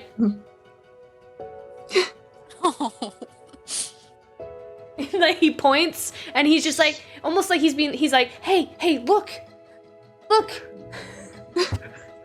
Like you didn't notice. Oh, I love him. Do I notice him doing that? I mean, he's moving around. You probably like, looked down. Okay, she'll assure him that she has seen the thing. That she has seen the thing. Thank you. I will prestidigitate the worst of Snonk's atrocities and leave the rest for Esper's later. So much. Just some mending. Anyone who has mending, you know. Oh, I have mending? I have There you mending. go. You're gonna mend shit? No. There's the pig. No. I'm calling it Piggy Pebbles. Vermeer, Sorry. Somebody draw a cereal box and call it Piggy Pebbles. If Ermir and I mend together on each side of the cabinet. We can get it done twice as quick. That's how Yes. it is. Yeah. There's Okay, the so broken cabinet and the Piggy Pebbles. Or Alright, poop, as it is I drive- commonly referred I'm to. not dealing with the piggy pebbles. my pet doesn't defecate on things, so Well, maybe if we Same. make it small, we could just like shake it out. Salt, And like be a salt mini. shaker of pig shit. everything inside is destroyed. everything. Yeah, won't everything else fall out? Yeah, but it's okay. Pick all that back up. Get us, then we'll sift through the shit to get all of our stuff out. It'll be great. It's all Ermir stuff anyway. That Anything is in the pebbles mostly is dead true. to me now. Currently on the Aerisolant, Esperis is prestidigitating over our entire like sleeping area, our bunks or whatever, like making the beds, everything smooth, laying out clean socks and underwear for everybody. It's absolutely pristine in there. Yeah, I drove the Vardo to the Aerisolant. Why can't it get on there? Go through a house. It's to go through the house, so we gotta. We gotta cast reduce on it, and then with Isn't there like a secondary entrance, like where they put all the storage stuff on? There's probably a secondary entrance that we could. Like they didn't bring all that stuff to the house. Like they built this thing in there, right? Yeah. So Okay, there's probably another secret entrance that leads back to the Aerisolant. But we can have a tiny Eleanor. A cute for a little couple? tiny Eleanor. You know what? If that's possible, that'd probably be good, especially to save room. You know, like it's like when you check a bag on a flight. You know, you don't wanna be too expensive. Yeah. What's a flight? In the Feywild, there's something called Alaska Airlines. Accurate. Alaska's pretty dope. Mm-hmm. Could be worse. Nope. Could have American Airlines. Delta Airlines, and life is a nightmare. The You podcast all- just turns into us shitting on airports. Guys, better be careful. That could be our sponsor one day. Okay. I'm so sorry, Delta. Airlines. Answer for their sins first. We wouldn't let Delta sponsor this show. We would Because never sell we out do- like that. We don't want to be Spirit. associated. Lauren, we all approach the Aerisolant. Yes. Yes, You we do. finally want to describe your beautiful ship that we have Yes, avoided been you describing sleeping for on. several weeks. Yes. You You've just all not been looking at it. make your way to the Aerisolant. Some of you making this trek for the first time, but we're gonna pretend like you all did. You pass. Esperis runs off the ship so she can look at it from the outside. I never noticed the ship.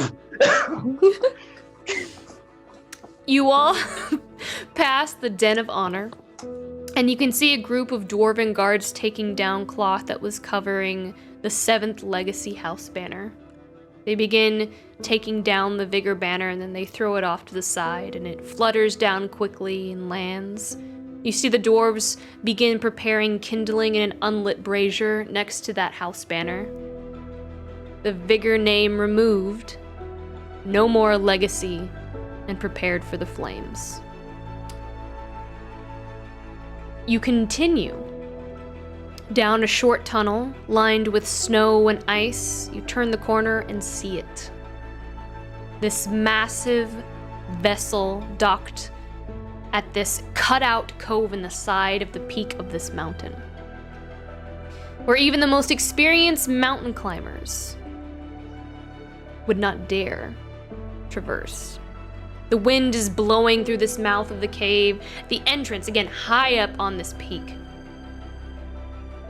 The ship is 165 feet long and roughly 45 feet wide.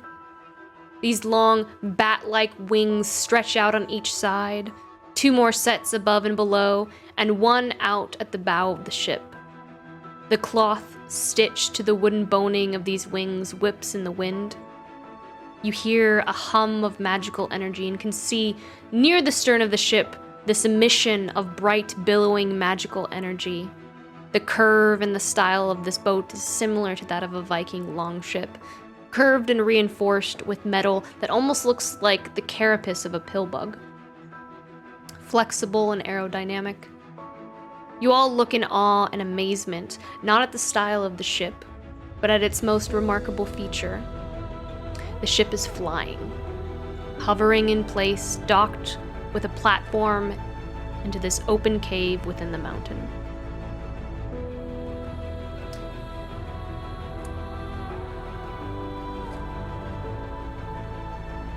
Is this a ship? Like a real ship? That like flies with wings? Coolest thing I've ever seen in my life. How does it fly? With those wings? Like those leather things? Is it like umber? Looks like umber. Little more polished than umber. Ari's right here, pray hurry. Should I say he could not hear me? Let me just. I will pet Umber and be like, soon, my friend. He'll get you like that. How does it get up in the sky? Isn't it too heavy to fly? I think the inventor of this thing is on the ship.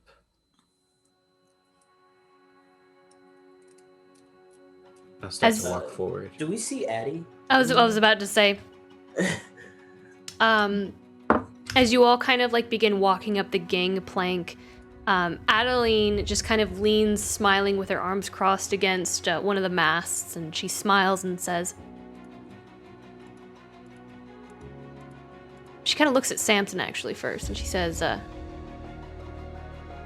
I'm curious, I won't lie, but I won't ask. Not that you'd tell me anyway. Well, welcome to the Aerisolant. Scenery change is in order, as your friends have informed you, I'm sure.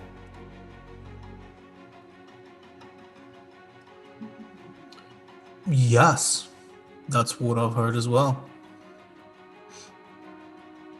And you know what? I might tell you, just maybe someplace more private. I'd like to hear Get all it. about it. Deanna. Sorry. Get it. Oh, okay. Espere's just in the back. She's like, I'd love to hear about it. As much as I'd love to show you a tool. Samson hadn't missed a beat, has he? Oh boy. Just fresh out of jail. Hey girl. We have a tour? Yeah, a tour? She makes more problems, right? Addie smiles back up again, and she goes, we'll be making our way shortly. I'll show you to where your quarters are, and then introductions are in order, I'm afraid, as well as the tour. The introductions particularly are long overdue. For my friend that I've mentioned a few times before. He, of course, has been very busy, detained, as you all have, as I've seen and take note of. So shall we begin? Yes. Wonderful. He's down below. We'll start with a tour. She moves through, we're gonna move over here.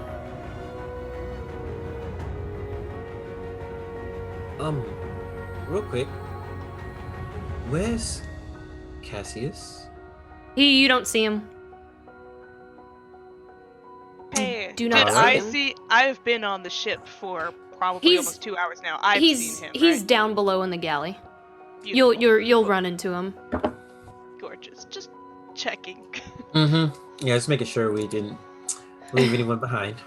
My mind, he's just hadn't moved for days and weeks. He's just been in that one spot. No. She leads you all through to one of the guest quarters, and she says, Esperis and Ink&Lyre, you both performed exceptionally well in the Den of Honor. I'd love to extend your own rooms to you. She walks over and she opens this left bedroom doorway over here, and just kind of shows you both of the bedrooms. I'm gonna say that Esperis is fully in one of these rooms since she hasn't met up with everyone else yet. She's just like laying out some socks on the bed and straightens up, hands at her sides. Hello? So we'll say that this is Esperis' room then. She's just kind of like, she opens the door and like sees you in there. You mean like our own rooms with like no one else in them? Of course. Wait, where am I? I don't see myself. Must be nice. Okay. Yeah, I'll glance over at Luden and just give him a smirk. You might have to refresh. I did. Okay. There I am. Yes. She says, of course. You also hold charge and responsibility and command of your party aboard my ship. However, you will all serve under my command in the hierarchy as members of this crew. Respectfully, of course. Do we get like a title? Esperis and I? You do. I'll get to that in a moment. Luden's already side-eyeing Finn. Yeah. Like, this is gonna suck. She continues onward, and she walks into this next room up here. And she opens the door, and this third space, you see a series of about 6 hammocks, 3 on each side, stacked on top of each other in this room. And she says, "This is where the rest of you will be staying."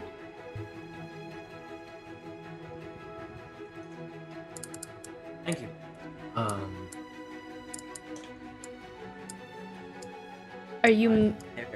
Are you okay, Brandon? Oh, there you go. There we go. I Making found your my way. I can't see things. How do I At get? all? Yeah, I can't see anything at There's all like either. a very thin strip of the map, and that is all I can Yeah, see. I can't. Okay, there we go. I couldn't find the door. It won't let me Alright. move through the door. Use I'm your back arrows, now. baby. The Yeah, use your that's what they're arrows, it's about. easier. Don't Can use you the- see it don't use the now? clicks. I can't jump. Wait, you're gonna Door. jump off the ship, Bray Aria. Hold on. It I'm won't let me dead. go through the door. I'll I've had enough of this world. No, don't worry. Rather die than sleep in that hammock. Esperis is it's- just repeatedly ramming into the door frame. We're all Just so you guys know, glitching it's a the very fuck. tiny room. It's about like There we go. Oh, got it, 10 got by it, got it. 10 by 12. You can't see, Danny? I can now. Yes, I can now. Okay, It doesn't Bray. have dark vision, Hold on. I'm I'm gonna help you out. I'm gonna help you out. Good. Sorry. Oh, yay, there we go. Because, yeah, I can't see in the dark, so. I'm just gonna give you 360 everything. I don't know why it's not. Can you see now, Freyaria? No? No, I don't know what's up. Try refreshing, maybe? I refreshed and it helped. You Yeah, can. You should be able to see beyond sight. Here, I'll give you true sight too. Doors are enemy. All right. That should fix Alright, it. I think we're all. Are we all here yet? Okay. Who's missing? Wait, This you're is not so here. Alright, funny. Samson. There's No, I'm Samson. here. All right, come on. I can only see, like, the front of the ship, but I'm slowly... Prayaria. Let's go. You Let's go coming? get Prayaria. It's still Let's go get- refreshing. I don't know what's happening. Oh it my doesn't God. want me to You see see us? Come on, it's this way. Right, let's Right here. for Go through the now. door. Follow me. There you go. Yay! There we go. Here Yo, we this- are! This ship is Do we like have- a maze, guys. How does anyone find their way around here? I'm How do I'm we sorry. navigate these 3 doors?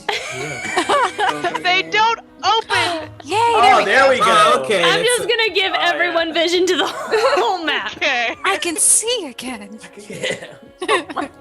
Suddenly it is Where like are a you? veil We all have is dark lifted from vision. before I'm my still eyes. still suffering from ship blindness, but it's okay. I'll figure it out. Maria's taking a little lie down on the deck for a while. She's just seasick, y'all. She'll be fine. She's throwing up somewhere. I'll be good. Airsick? Airsick?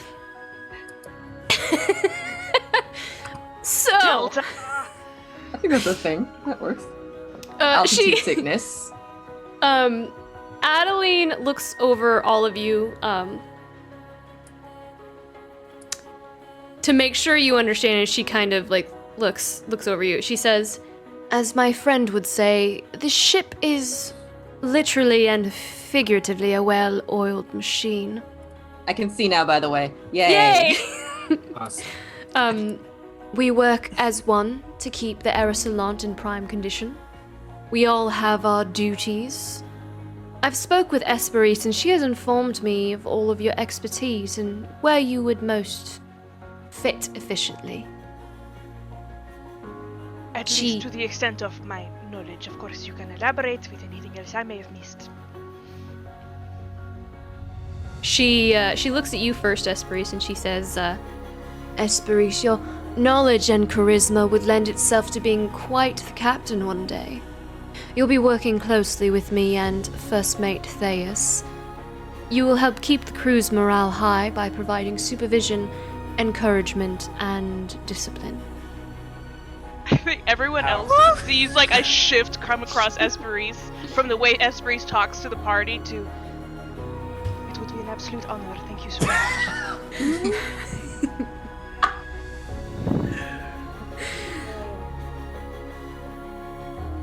Uramir, you'll do well to work with the bosun. My friend, as I have mentioned in the past, and the architect of this ship, and whom you're all about to meet. You'll help lead any repair and maintenance of the vessel. Forward to it. Ink&Lyre, you will work with the ship's surgeon, Newt. You will help tend to injuries, keep illnesses from spreading throughout the ship, and help with vessel sanitation. Ludin. Ludin kind of smiles, thinking of Snonk.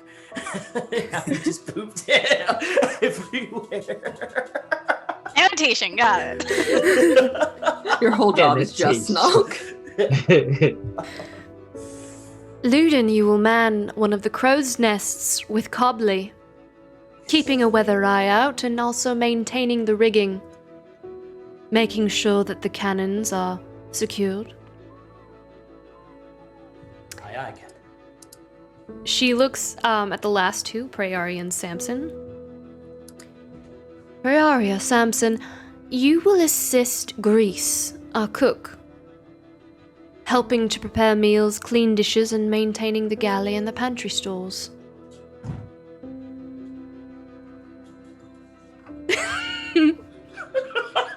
Looking forward to it. Let us continue then. She leads you all further down a winding spiral staircase, down into the second deck of the ship. And I'm terrified to change the map. I'm hoping you all see it. We head up to the second level of the ship and we are all flung into the astral sea, blind, deaf. Place you guys on here. Just let me know if you can see. It's strobing like a rave. Okay, alright, I can see. Welcome to There's the a door top here. ship. There's a. We're all trapped. There's one door in here. And I can't open. You can't open it yet. You're gonna have to wait for the narration, bro. Oh, okay. There I'm we just go. so excited about the shit, man. All right, you can go in now. My way. Whoa.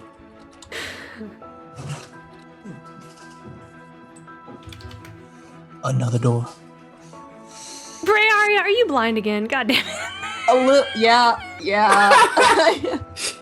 Stop moving! Like the more I move, I can kind of see. Just stop moving. Just hold on. I'll fix you. I'm gonna fix you. I cannot begin to explain what I'm seeing right now. Or not seeing. I'm There. standing next to Luden. I can see Luden. Refresh yourself. Can everyone else see? Yeah, I can see Esperise. Yes. Okay. Good. Okay. That's about it. I'm just gonna start watching the stream. Right? Move me around. No. All right. So you make your way down to the second level of the ship. You got it, Luden? You enter a large room with a glowing crystal and a large glass orb. Wisps of cirrus clouds move furiously around the large crystal. You look around the room and all these metallic pipes groan. Gears grind as this enormous apparatus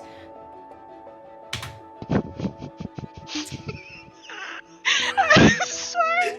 just like bees Pointing around the room. Pause, Captain the jeez. Aerisolant says, "Here is our power source," and we're like, "Okay." We're like, holy crap, look at everything. It's so cool. On one side of the room, you see a large working desk. Ha, you can't move now, haha. Unorganized and pooling with oil, gears, metal bits, wire, and glass. Smudged papers on the desk and pinned to parts of the wall. And near that, you see a very oily hammock. Let me move everyone down a little bit. You see a very oily hammock. His back is turned to you as you have entered, and standing by the desk, you see a small but very old halfling. Hair white as snow and thinning. His ears are large with tufts of white hair coming out from them. His hair crowns his head in a circle around a shining bald spot. He wears a leather apron and clothes that are so stained with oil that you aren't sure if it was white linen previously or it's always been darkened brown fabric. His boots are jet black, as if they were painted with Muso paint, which is the world's darkest paint. And it's a little strange to look at. The light doesn't reflect off of them at all. His feet almost look two-dimensional against the rest of his body. Also, and noticeably, he's wearing a set of goggles on his forehead. They look brand new. The metal looks to be forged from platinum, and the glass is absolutely flawless. And Addie speaks up as you all enter. Grom, I think the platinum looks good on you. Suiting you perfectly. Already, my friend. I hate to interrupt, but I do have some new crew members I'd love to introduce to you. He turns and smiles, some teeth missing, putting his goggles over his eyes. And immediately you see, like, right away when he puts the goggles over his eyes, they are magnified intensely, and his eyes look like 10 times bigger than they are, staring back at you all. And he says, They do make me look rather dashing, eh? Well, come on and let's have a look at these new sky pigeons. Esperise is. Oh, sorry. Go ahead. Esperise is going to reach out a hand to shake his, prestidigitating even as his hand comes forward. So it'll be a very clean handshake. He's just like, What's wrong with a little oil and grease? Nothing at all. It is an absolute pleasure to meet you. Is it my understanding that this is your handicraft here? It is. Finally finished it.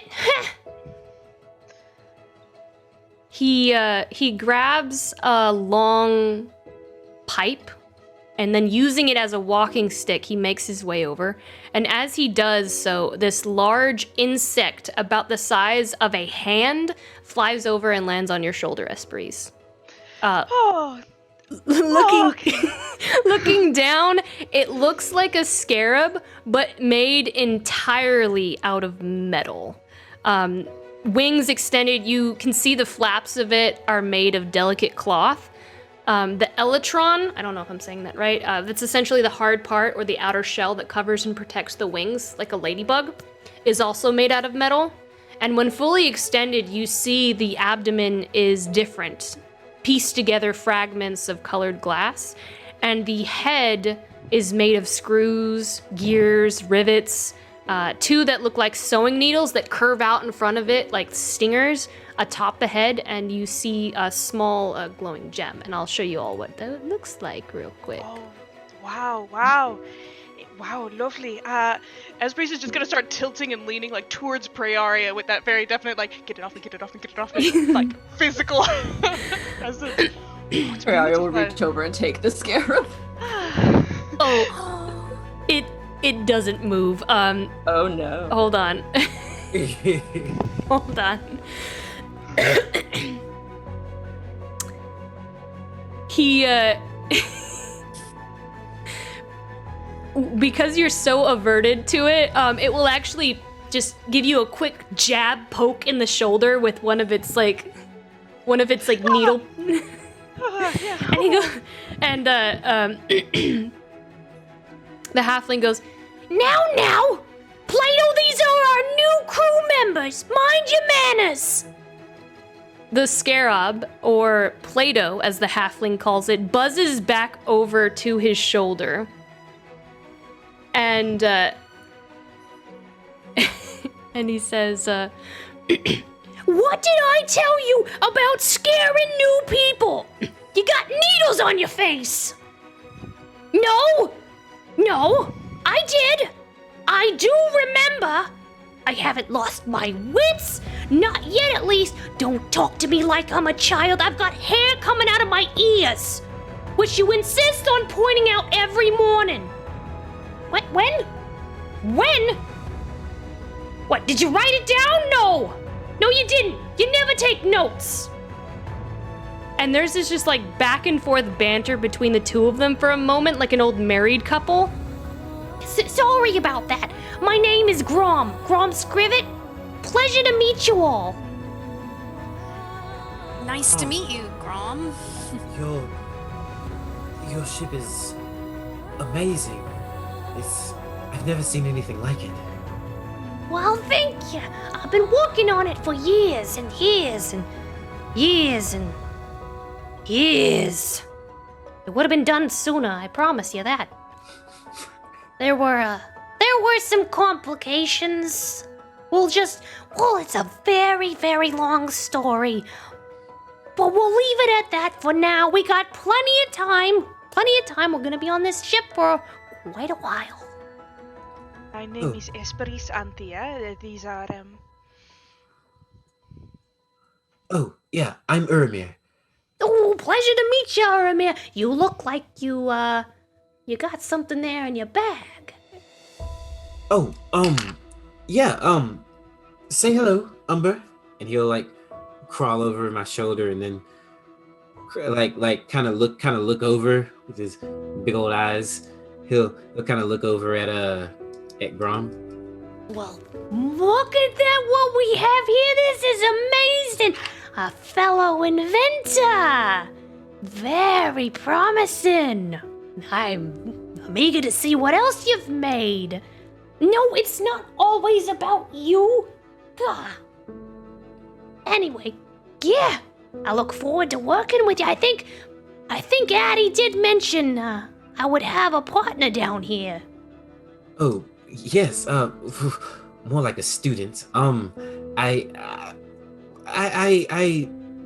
know my way around a forge, and I could invent some things, but I would be eager to learn from you. Well, I'd be happy to pass on my knowledge. Who knows how much time I got left? Well, I won't live long if you keep... I keep having to deal with you. You don't mind Plato. He's very rude and he's very opinionated. Plato just kind of like... His wings just flit, and that... He doesn't say anything that... Oh, Umber is very interested in Plato. Like, his head will, like, kind of come around my neck and then go over and, like... He still perched up on my shoulder. He'll, like, reach out and kind of try to look at Plato.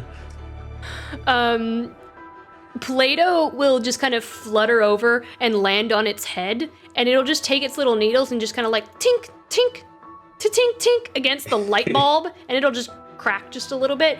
And I go, get over here, already ruining everything. And Plato just kind of like flits back over. I'm so sorry. I've been trying to teach him manners for God knows how long. It's quite all right. I've been fixing up Umber. He's seen worse, trust me. Oh, you are the adventuring type from what I hear. Something That sounds like about right. Getting into danger. Adventure. Ermir sells himself short. He's the best inventor in the world, and he can make anything. I'm Finn, by the way. Do you have a master project in mind yet? Every inventor has a master This one was mine. Do you have a master project yet? Not quite. I'm still coming up with something. Well, you might want to think about that pretty soon. And it's not the DM that's mentioning this to ya. It's the Grum. Because I'm sure there aren't any plot points that pertain to that. Right. I'll get right on it. Subtlety. Delicate touch. Anyone feeling a breeze? Like maybe the ship is missing a wall or... breaking the fourth wall. I love you so much right now. So it's Ormir and Finn, and this is Luden and Prearia, and Esper's gestures vaguely to Samson. Samson, we are all so honored and excited to meet you. Well, it is a pleasure. Welcome aboard the Aerisolant. You are all sky pigeons, so welcome. Thank you so much. It's a new term. We're testing it out. It feels right. Wouldn't that just be pigeons since they are already in the sky? I've seen a pigeon once that couldn't fly. So Maybe. pigeon. Well, God, he's right, Addie. We gotta think of a new name now. It was a stupid idea. It was your idea. It was yours. Must be pigeon. I'm not gonna take credit for that one. Well, I got a question, Grom. Is this going to be the first time this thing flies? It sure is. There is a very small chance of not success. But if we do go, we'll go very quickly. No pain at all. Did you say first time? Yeah. First time? I mean, have you seen something like this flying in the sky? I don't know. I would think it'd be in the sky, covered with clouds and pigeons. Just love here. I can't believe we get to watch it fly for the first time. Addie's like, I'm sure we'll all be fine. He has been working on this for quite some time. I have all the faith in you, Grom. And Grom's just like, Of course there's, but I never like to say 100%. I never like to say because if you say 100% and then something goes wrong, you get sued. Oh, that's all very well and good, Grom. Captain, with your leave, I'd like to witness the lift off of this voyage from the deck of the boat. Is that all right? of course, all of you are welcome to witness it. We will be launching in just a moment. We have a few more areas of the ship to explore. Before we tour the rest of the ship, I think this is a great time for us to go to our break. Before we run back into Cassius, as you guys all are about to once more. A boy. Ya boy. Sad boy. You sad boy. Sad boy. So with that, we're going to go to break for just a moment. And when we get back, we're going to run back into Cassius. See what he has to say. All right, we'll see you guys in just a minute. And we are back. Thank you so much. Oh my god, we just got another one. Thank you so much, Fateful Encounters for the raid of 27. And thank you so much, Dice Cult, for the raid of 9. Thank you so much. Let me shout you guys out too. The Dice Cult. Welcome to the stream. Thank you all so much. We just came back from our break. Oh, wow. And welcome. Yes, thank you for the raids. We're touring a boat. Yes. In the Whoa, sky. on a boat. Boat in the sky. It's a flying boat. Yes, It's a they flying just boat. boarded a ship, an airship, which is new and has never been seen before in this world, and they just met the architect of it, who is a adorable, crazy little halfling old man. And his gross bug. And his scarab that he talks to, that is named Plato. So Plato is beautiful. I don't know what you're that is talking Plato that's on screen right now. Plato has too many legs for Espris. Cutest bug. And shiny. Yes. It Very- also talks. Very, very much so. So, bringing us back, Grom just kind of sits behind. He's like, "Well, I got some more work to do before we, what do they say? Addie, heave ho, he ho ho." And like Addie's like, "Yes, Grom, of course." She just kind of laughs a little bit, and she's just kind of gestures for y'all, like, "I'll show you the rest of the ship now." And we'll go back to our map over here so we can continue to move through. You all continue through... Oh, I do not want to do that. You all continue to move through the ship, unlocking the door for everyone as we continue to move down. I'll open some more doors. She continues onward and shows you the galley. She shows you the gun deck of the ship, the storerooms, the crew's quarters. You make it to the galley, and as you enter the galley, you see Cassius. Is that what I see? How's he looking? How's he looking? Is that what I see? I'm just gonna do the same thing for this map so everyone can just see everything at all times.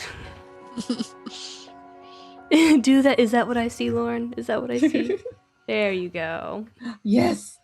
Sight. I bringeth the sight to your faces, my loves. My seeing orbs. They do what they're supposed to again. So you all make your way into the galley and you see Cassius. He's sitting down with the other crew members, and they seem to be just enraptured by their conversation with him. Addie pipes up and she's like, "You sky pigeons! You lot are supposed to be up and prepping for us to make way. Get going, the lot of you." And they all kind of jump up like, "Yes, ma'am. Yeah, yes, ma'am." Cassius then kind of stands up very slowly and he approaches and he says, "Apologies, Captain. I didn't mean to distract your crew. In fact, you'll be happy to know Lilas, the one with the blind eye, he can now see with both. He should be able to man this station a little bit more." Can I do a history check or an arcana check about how Christ-like Cassius is? Is it in the mythology that he can make the blind see? Same. I would also like to make that check. Real. Like, is this that a consistent with religion the stories check? we've heard about him? They just have to look at him. Look how hot he is. It's just so beautiful. They said, look at that face. I need 2 Your eyes. soul now. says, yeah, you need 2 eyes. Yeah, I didn't want to say anything, but it wasn't Lauren seminary- adjusting the settings. It was Cassius that made me see. Seminary school taught me all of the knowledges. So whatever check I need to make. Okay, I mean, you can roll an Arcana check, I think. It would be more of an Arcana check, I feel like, in this situation. Got a 7. Ooh. I got a 14. I mean, it's a lesser restoration spell.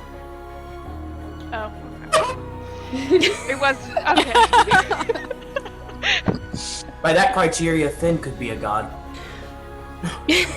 One day. Are you Just wait. Wait, so Samson- lesser restoration cures blindness? It cures temporary blindness. Long-term blindness is usually more serious. But if the guy just had like a very large stick in his eye, Cassius could have fixed that for him.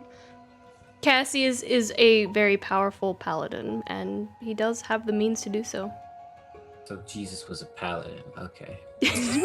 Sure, a paladin. Makes a lot of sense, actually. Remember when he walked into that marketplace and started destroying the table? That's paladin moves right there. It is. Absolutely. Paladin energy. Addie's eyebrows raise in surprise, and she's not quite sure what to say, and she goes, "Thank you, Cassius. Your apology is welcome, and your efforts here are welcome too." He looks up and he says, "Let me know if there's anything else I can do to help. I will return to the upper decks for now, my lady." And he leaves, and she just kind of watches him leave the room until he is out of sight, and her eyes just kind of linger in that direction for a moment. Same. We didn't even get to say hi.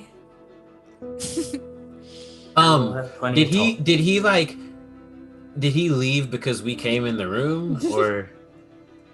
No, your passive insight isn't high enough. I will say, with Finalize being the highest, you get the sense that he doesn't want to disrespect the captain or her authority, and seeing that she wasn't happy about the group just kind of sitting around, he has decided to be more productive and get back to helping the ship make way.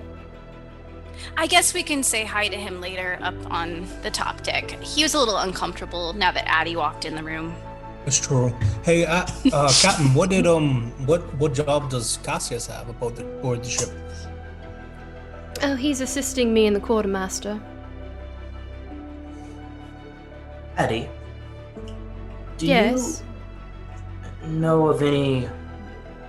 Do we intend to see much fighting in the air? We have a lot of guns on the ship. She just kind of looks at you and she goes, "I mean, I don't anticipate it, but you do know dragons fly, Ludin, correct? Like...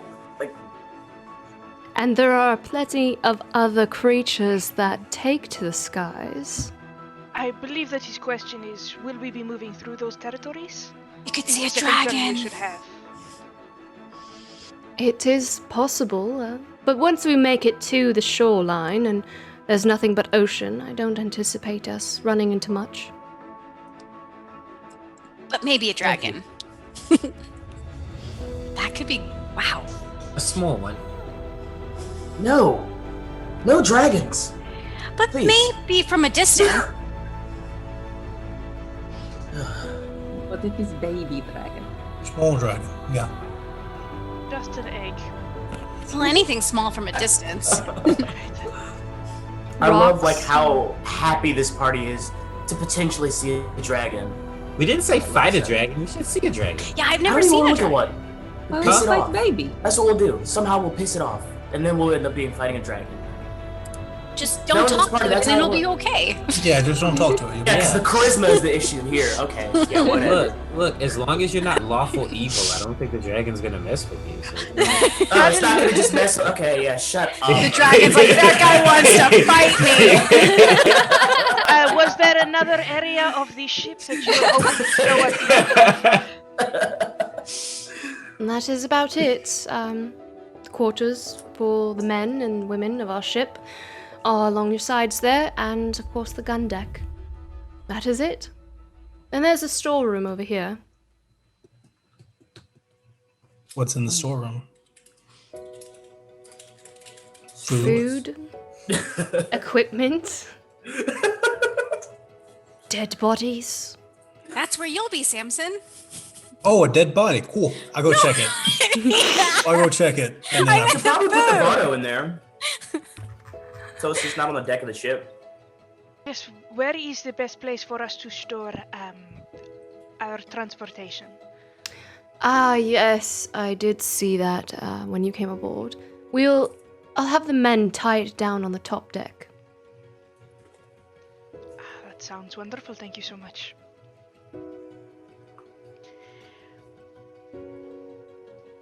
Well, shall we all assume our posts? What is the most helpful that we can be in this moment? Let's return to the top deck. I'll have you meet the individuals you'll be working with. Fantastic. Couldn't be happier. You all make your way back to the top deck, and I'm gonna actually just move you all at once. Samson's starting to get the feeling that Esperis is acting weird. And so I'm gonna just start watching Esperis very closely. Like he's back, really. see where she's going, what she's trying to do. Esperis is going exactly where she's supposed to go at the speed that she has been told to go. You all make your way back up to the top deck, and you see just kind of sitting on the side of the ship, twirling a fish hook around their finger, and wearing the leathers with the fish hooks kind of hanging from their chest piece and all around them, the familiar garb that Theus was wearing. However, instead of a man, it's a tall woman with black hair.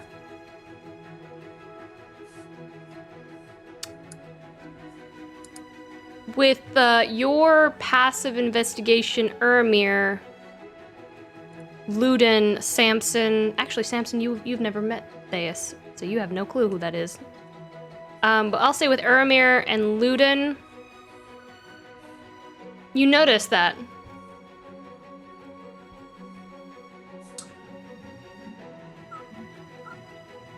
Luden thinks it would be rude probably to bring up, so he's just gonna keep his mouth shut, because every time he opens his mouth, bad things happen. So he'll let somebody else go for it and address that fact.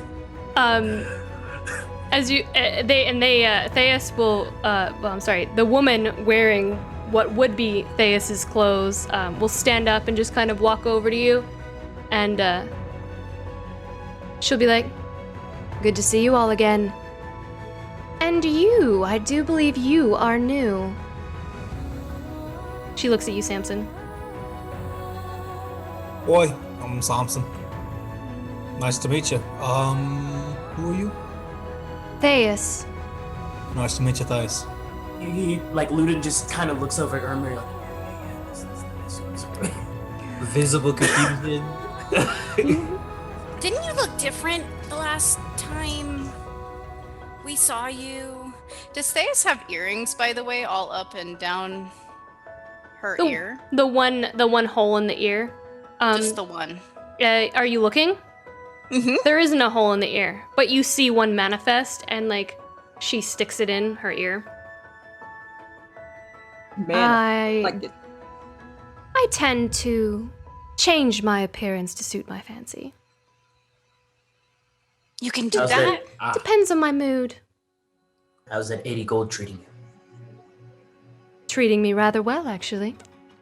Got a nice new gold fish hook. She kind of winks at you, Ludin. Just smile.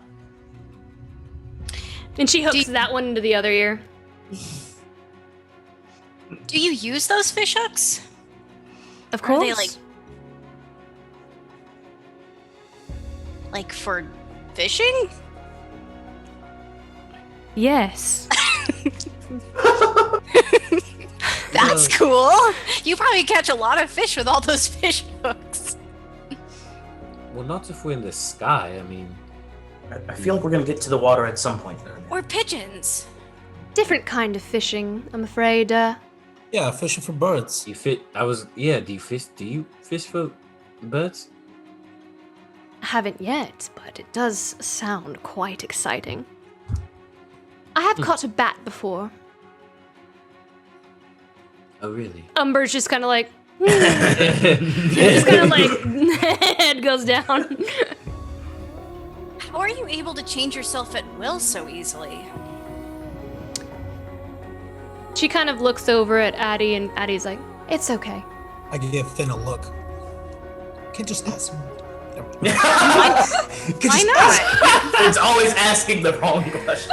I want to know. You watch as the skin ripples like water on a pond, and the hair just comes back short again, and you see the kind of grizzled man that you saw in the tavern, and he just kind of looks at you like, I like to change my appearance. I'm a changeling.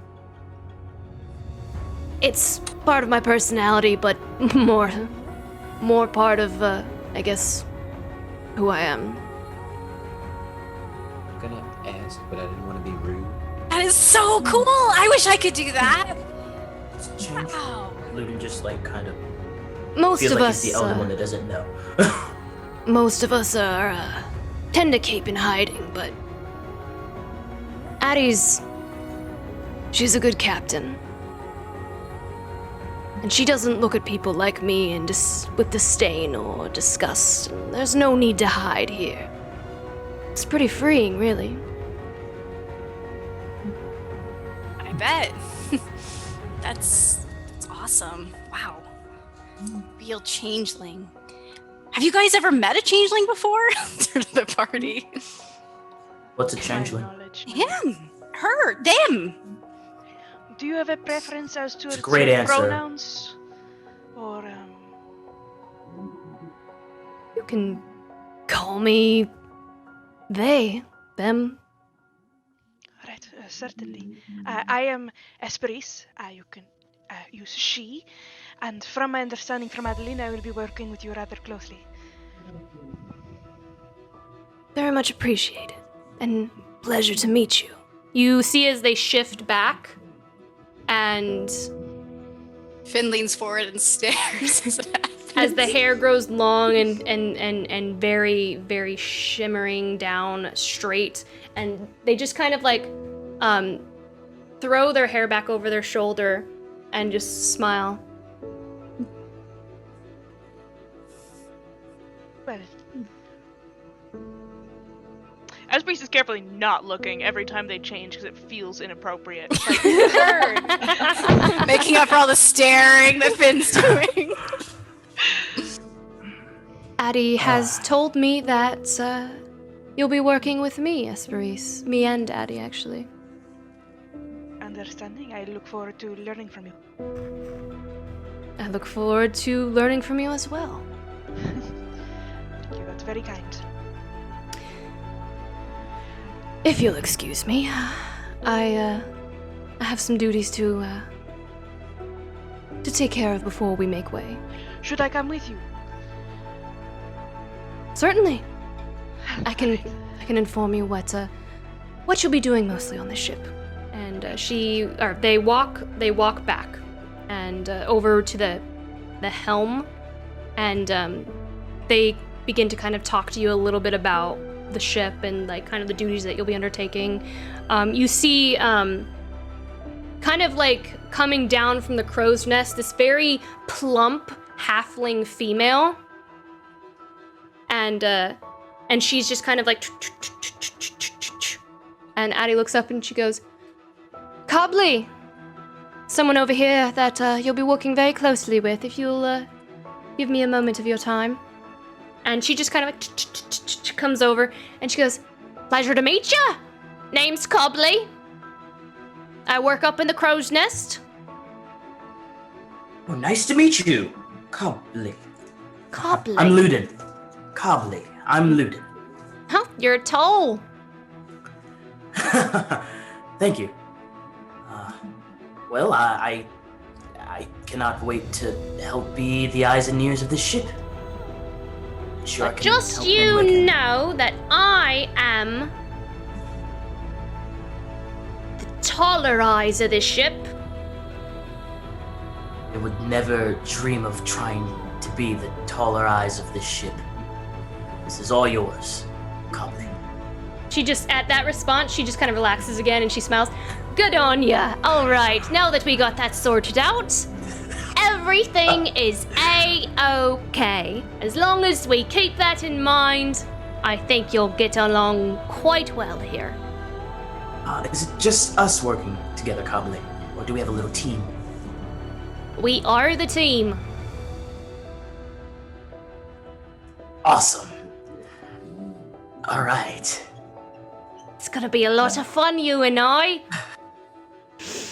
Do we I even take cut out shifts? a nice little hole up at the top so that I can see out real good like. All right, Cobley. I am... Can't lie. I am... Addie, he does take orders from me, doesn't he? And Addie's like, of course. I wouldn't dream of placing anyone above your status, Cobley. And she just looks at you, Luden. Yeah, in Luden's mind, he's like, he's trying to decide which is worse. Is Finn or Cobley now? He's just... He feels he can't win with people. But that's okay. He doesn't like people now. Cobley's just gonna kind of come over to you and she goes, I got a secret for you, friend. All right. What's the secret, Cobley? Gonna have to bend over a little closer to me, friend. My God. All right, he'll bend over with like his ear pointing out.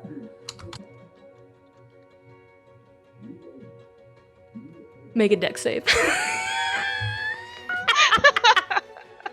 This dude about to get wet willied.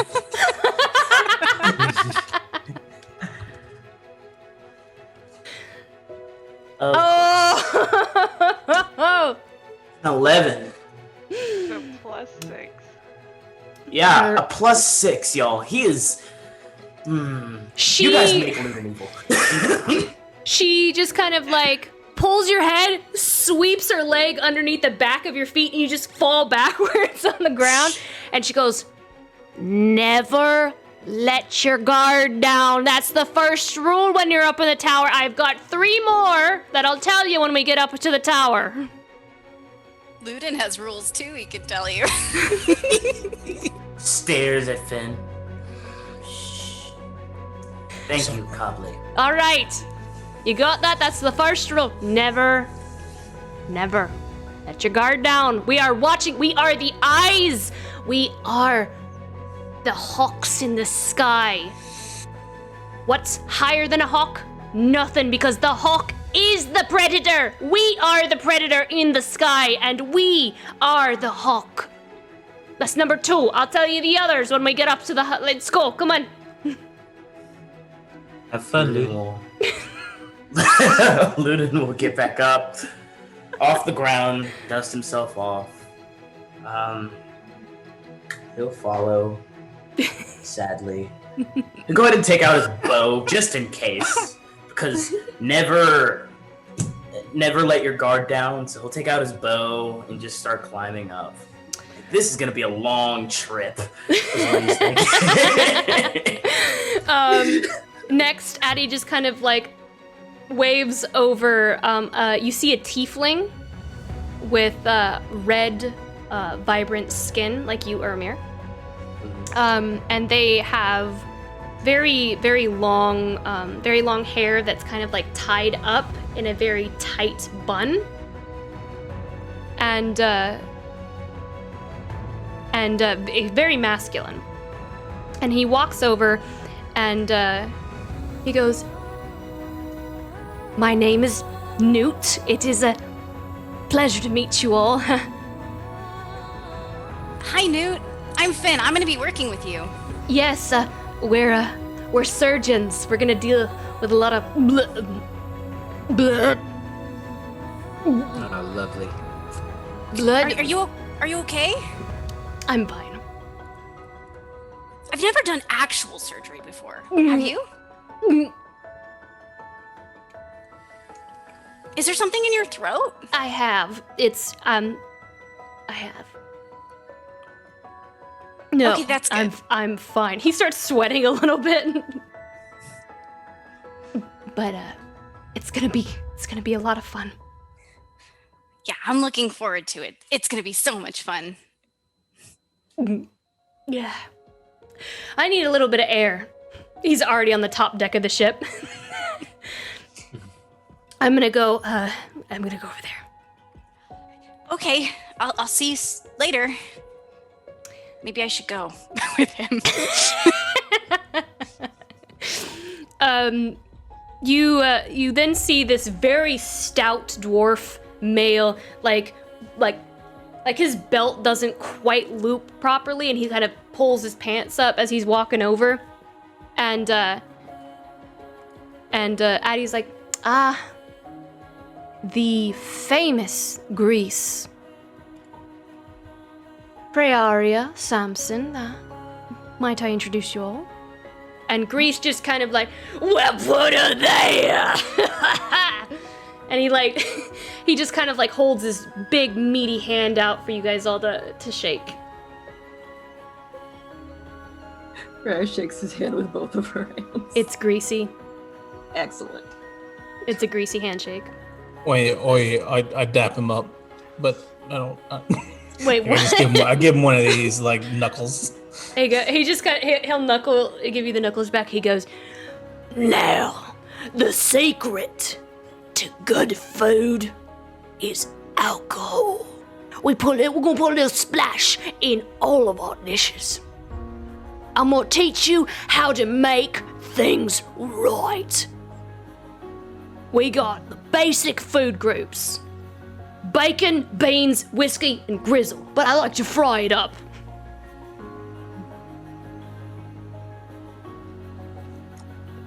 Lovely. I'm very excited to Have you ever had fried grizzle? things. No. It'd be the most delicious thing you have ever tasted. I'm sorry, Danny's face. It'd be the most delicious thing that you have ever tasted.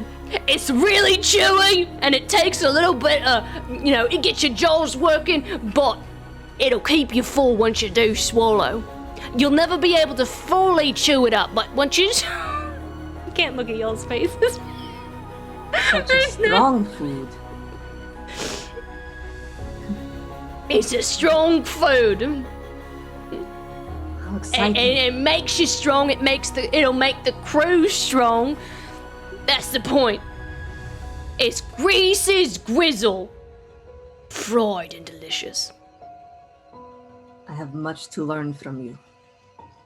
Ah, that's the spirit, and you here, my friend. You can learn a lot.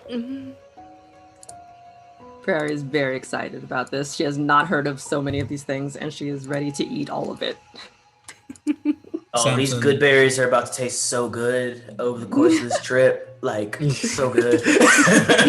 Samson does not look excited at all. Tell me there's bacon in everything. Whiskey and bacon. Constitution saving throw for every meal. Snog feels personally attacked every time we eat. He's probably gonna eat it too, knowing him. Wow. Snog is literally a cannibal. That would be the word in Done the it Snog before. one shot. Yeah, remember at Irma's friend's place, his mom. Yeah. I don't Yeah, he's care fine. for He's that. good. We've been here. So, the gangplank is reeled in as the ship prepares to depart. The ropes tying the Aerisolant to this mountain cliffside alcove are hauled in, and the ship begins to kind of move and sway with each rope that is released. Addie and Grom stand side by side at the helm of the ship. She moves a small barrel to the helm, smiling down at Grom and says, "My dearest friend, you have waited a very long time for this moment, and it seems only right for you to guide her out on her first maiden voyage." And Grom just beams up at Addie. And he says, "Oh, Adeline, you gonna make this old halfling cry?" He looks down at his shoulder at Plato as his face turns red. "I didn't cry at the ceremony! I didn't cry at the ceremony! That's a lie! I will flick you off my shoulder, so help me, don't tempt me! I have fixed you plenty of times before!" And he steps up to the barrel. And the helm itself is not your typical spoked wheel, but a series of levers and knobs. And Grom begins to play the board like a pianist. And the ship just hums louder, roaring to life, and begins to move forward. And he moves the vessel outward, and you can see the wisps of snow kind of blowing off the mountain and twirling in the air. And he overcompensates. And the very top of the mast, just above the crow's nest, just hits the mountain alcove, and the timber pieces just snap and begin to fall down onto the deck. Jesus Christ! Luden, make another deck save. I'm gonna turn into a hawk and fly out so that I can, because it's like a cavern, right? Like inside the mountain. 23. It just rolls over as you duck, and it just comes.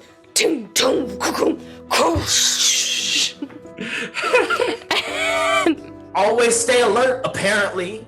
Like, Luden's pissed. Like, what is going on here, y'all? That's what I'm talking about, Lizzie, that you gotta stay alert! You gotta stay alert! Good job, good job!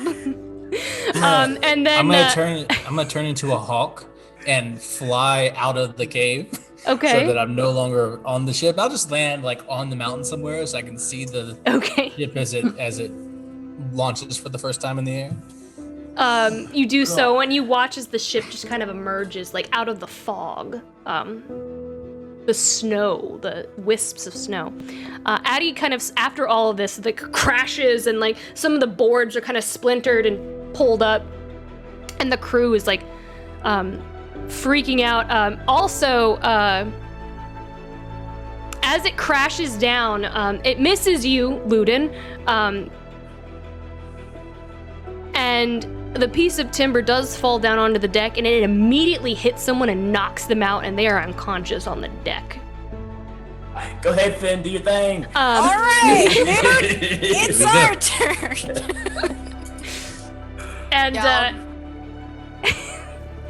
And Newt just kind of like runs over with you, Finn, and he's just like, "Is that?" Oh yeah. Okay. Yeah. He just kind of like cracks his neck, and he's just like, and he just begins to help heal with you. See, we got this. And don't worry, my friend Esperis, she knows how to fly. So if this thing goes down, I'm sure she can carry us all up. I'm not scared of heights, honestly. Ugh. Me neither, I'm just scared of falling. Death would be... Esperis is gonna raise up her little Bella Hadid supermodel arms that can't lift a fork, and she's going to try to calm the people, because that's what she's supposed to do, right? Okay, so see, if anything happens, then we have healers here. Everything is being taken under control. Everything is absolutely okay. If I die up here, I blame you. Thank you, Esperise. Make a persuasion roll for me. All right. Good ability checks, I get saves. 19. That will succeed. They all kind of look at you, and they kind of like get back to their posts and just kind of shake it off. And you see Theus smile at you, and just kind of nod and like acknowledge that you did a great job. I'll nod back at them, and then duck back out of the way. The individual who was like unconscious on the floor as it conks out, Addie just kind of smiles, shaking her head, and like looks over at Grom, and Grom says, "Don't worry, I can fix that. Not their head, but that mast pole and the deck. I can fix that." And he kind of looks over at Plato. They aren't dead. Yes, I can tell. Yes, I can tell. Don't criticize my vision. You think you can do better? You don't have hands, you rusty piece of copper. Plato just kind of twitches and buzzes on his shoulder, twisting its head as Grom yells at him.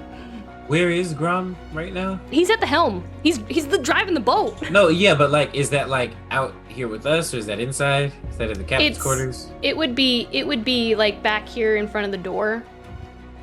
This Back locked here. door. Oh no, I'm sorry. It would be right here at the front where the helm is, right here. I'll put Addie next to it so you can see. She's right here. Okay. That's where the yeah. helm would be. Ermir's gonna come up. He is so interested in how this thing flies. He's gonna come up and like watch Grom do his thing as he's flying the boat. The ship, so Grom continues to maneuver, and the ship moves very safely from the alcove, and you see this, Samson, as you're kind of perched out, and all at once, you are out of the cave and among the clouds. The cold air of winter just blasts you all, and the deck immediately begins to become dusted with snow, and the ship begins to dip and dive out, the wood kind of creaking under the strain of the maneuver, and it begins to carve through air currents like that of waves of the ocean. You're all flying through the skies, and it is mesmerizing. You see Cassius kind of climb up on one of the riggings, and he holds onto it and just kind of leans off the side, holding on with one arm, and looks out over the edge down below, and he smiles this big, dashing smile, just taking it all in.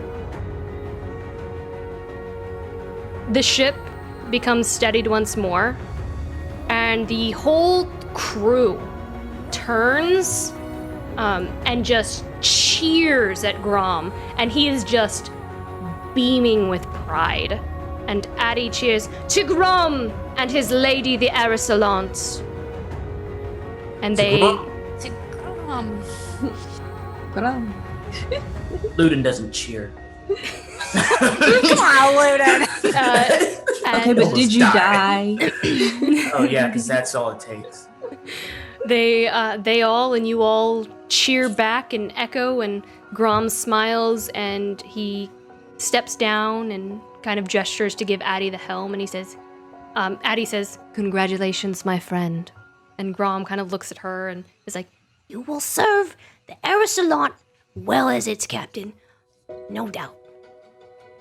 and they exchange a hug, and she says, "Now go down, get warm. Get some dinner, my friend, when navigating. We have lots to talk about." And he kind of nods and places a hand on his head as if to salute her, and he goes, Aye, aye, Captain. and he just kind of skitters away, and she just laughs at him. Oh, Shaking Erm your is head. right at his heels, just like asking all sorts of questions. So how do you make it fly? How do you make a ship so aerodynamic? What's it powered with? Does it fly like does it control like a regular boat? Not that I've ever driven a boat, but I mean, you gave the wheel to Addie, and I'm sure she's never flown to anything like this. So, and he's just rambling, asking all sorts of different questions, following him down into the. Grom just is like smiling and just again beaming with pride, and he's just like, he just kind of places, he attempts to like, he would place his hand on your shoulder if he was tall, but it just kind of lands on your elbow, you know, of your metal arm. Yeah. And he goes, all in good time, my ward cabin boy. I don't know what the lingo is. I really don't. But all in good time. And like the beetle just goes flying and it hits the wall, and like it just kind of like the gem above its head goes red, and it just kind of comes back and it pricks him and it goes, I will flick you again. And he goes, all in good, and you have to tell me about this arm and this contraption you've built. We have lots to discuss. There's so much to discuss. Yes, so much to discuss. And you guys make your way down into the bowels of the ship where that massive power source is, and where his workshop is, and where he sleeps is. Samson, you gonna return to the ship? Samson's gonna sit perched on some sort of rock or tree or whatever is directly outside of this massive cave we just flew out of or whatever. And he's gonna watch it fly for like a quarter mile at least. Just watching the ship fly off into the distance, and he's gonna think about how cold it is up there, and think about how dangerous it's gonna be, and consider spending time in this cramped space in the hole with this greasy dwarf, and think that maybe he doesn't want to be captive by a dwarf again. And he's gonna think about the other druids and things that live in the mountains, and how easy it would be to just not go back, right? And just let everybody leave. And he's gonna think about ways he could kill Kareviss, like if he stayed behind. And like how he could slowly but surely infiltrate into his guard and then murder him. Wow, okay.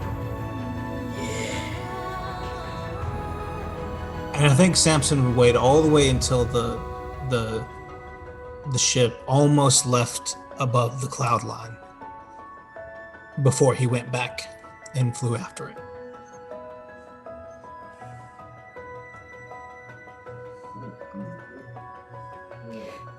I think Esperise is still out on the deck with the first mate and probably the captain, and I think Samson would definitely see that Esperise is watching as Samson comes back.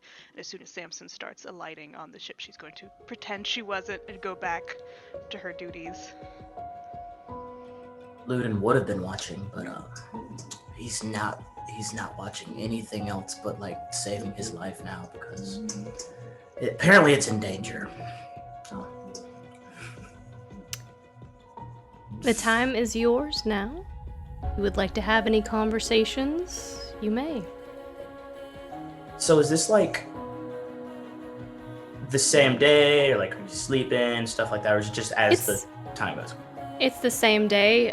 You guys are all on the ship, and it has taken off, and you're not at sea, you're at sky, I guess. Alright. Paint me a beautiful picture here, Lord. What time of day is it? What's the skyscape?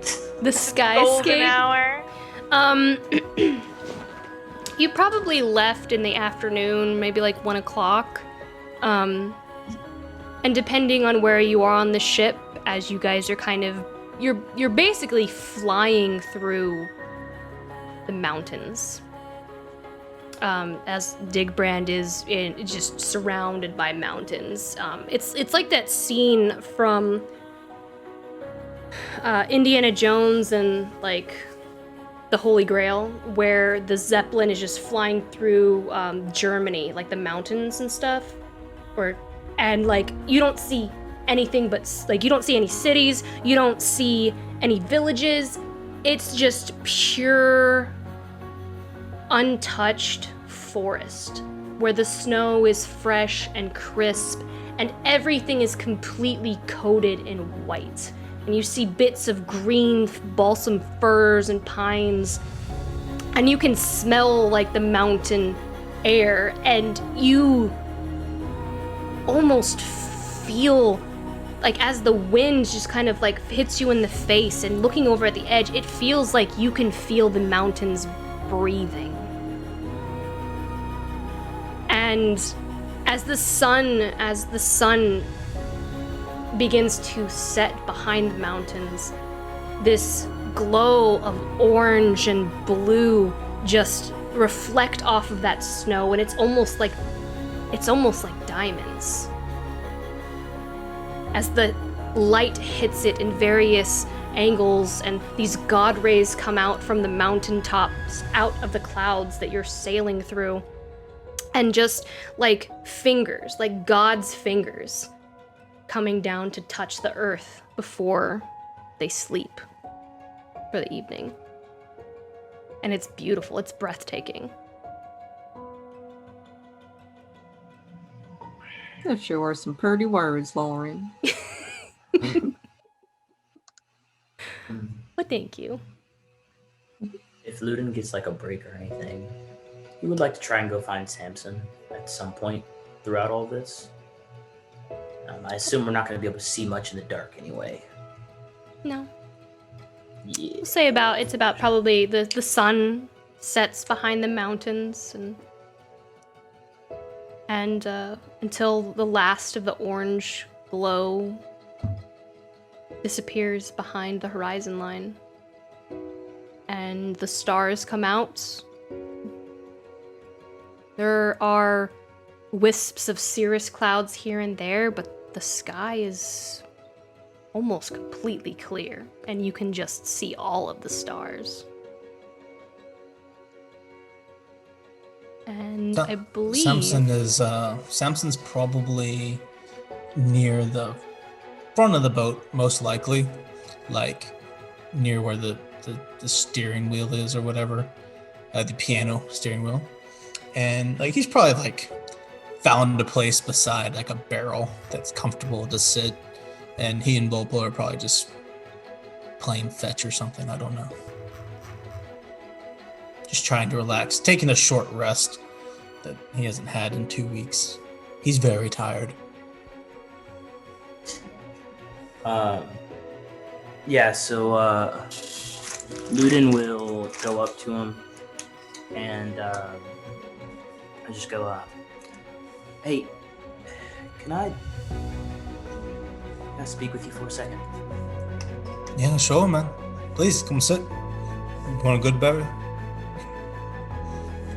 No thanks, I have my own. Okay.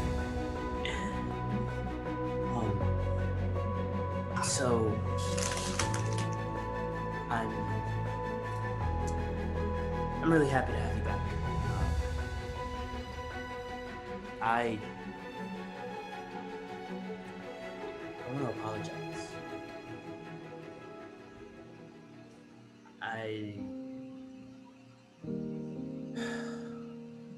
It was our job to get you out of there safely.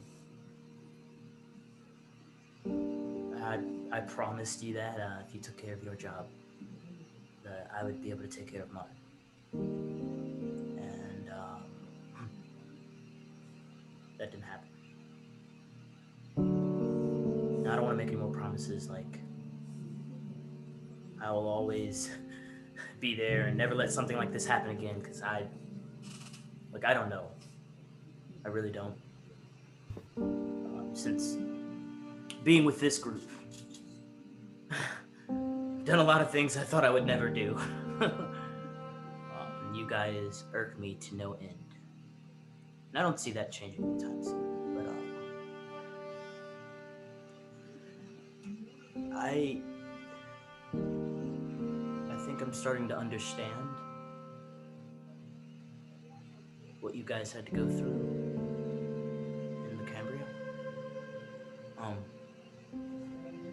So,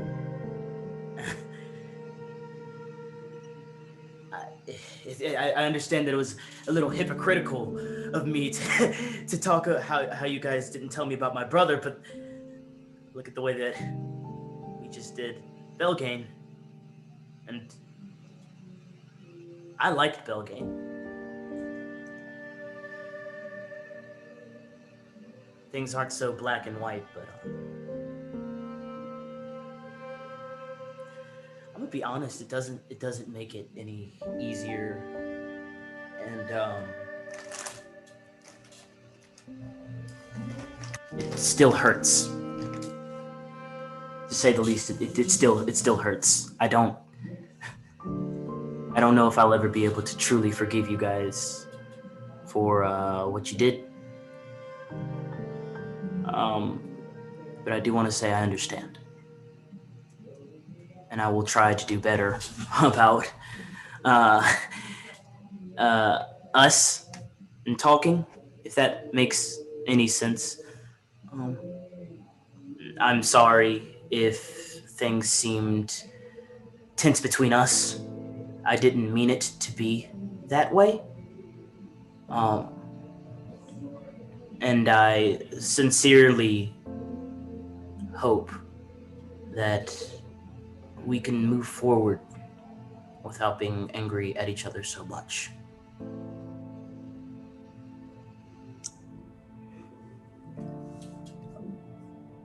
Samson will listen to all this, and he will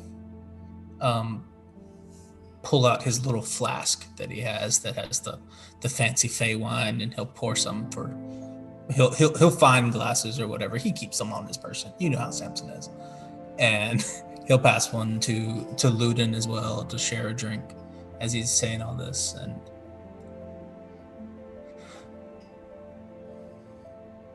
really appreciate you saying that, Ludin.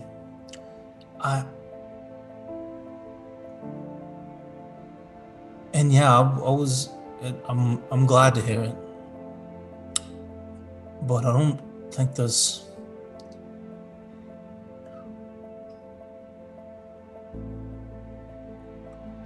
You make me wonder sometimes if this is really the right thing for you. I know you got a lot going on, and and for what it's worth, I am sorry about your brother and everything that's happened. And but this is what we call, war, and it's a fight, and it's freedom versus destruction, and risk is inevitable. In this situation, when I got caught, I appreciate that, you feel a little something for having not got me out, but that was the risk we all chose. There was the thought that it was either we protect these wakers as we go in and we lie to people and we risk potentially losing an innocent life, or we risk someone like me or anyone else in the party getting captured. And it's kind of what we chose as a group. And I was prepared for that risk, just like everyone else was.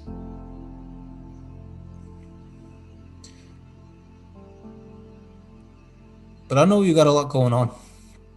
I know you got a lot to protect. You got a family, you got a mother, father. You got a place to go back to.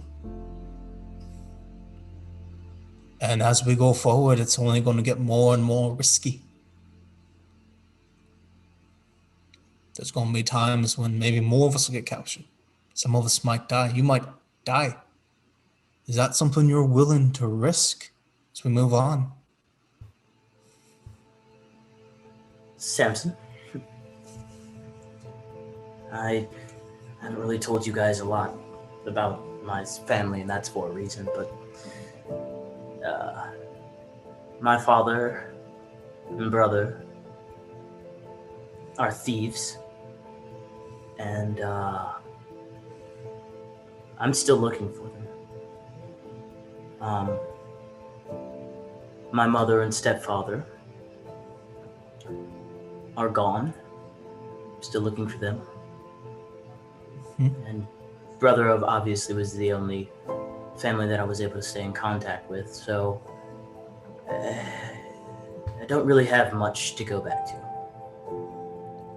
There's things out there, but I feel like this is the best way for me to find them, whoever that may be, beginning or end. And I'm gonna keep searching. And if I die, I die. I feel like I'm not gonna really live my life in fear. I feel like what we're doing is important. I still have a burning hatred for all this is that killed my brother. So this is also for me. Like I said, I disagree a little bit with what I'm willing to sacrifice and what I'm not willing to sacrifice. I think there is a certain line that where I don't want to lose my humanity as I go along with this mission. And I don't know how far I am going to be willing to push myself or someone else, or what I am going to be willing to risk. But I don't think I will ever be willing to let anyone in this party just die or be left behind if I have an option. And I assure you, that's the truth. I'm gonna look at the tattoo on his arm and linger on it a little bit as he's talking.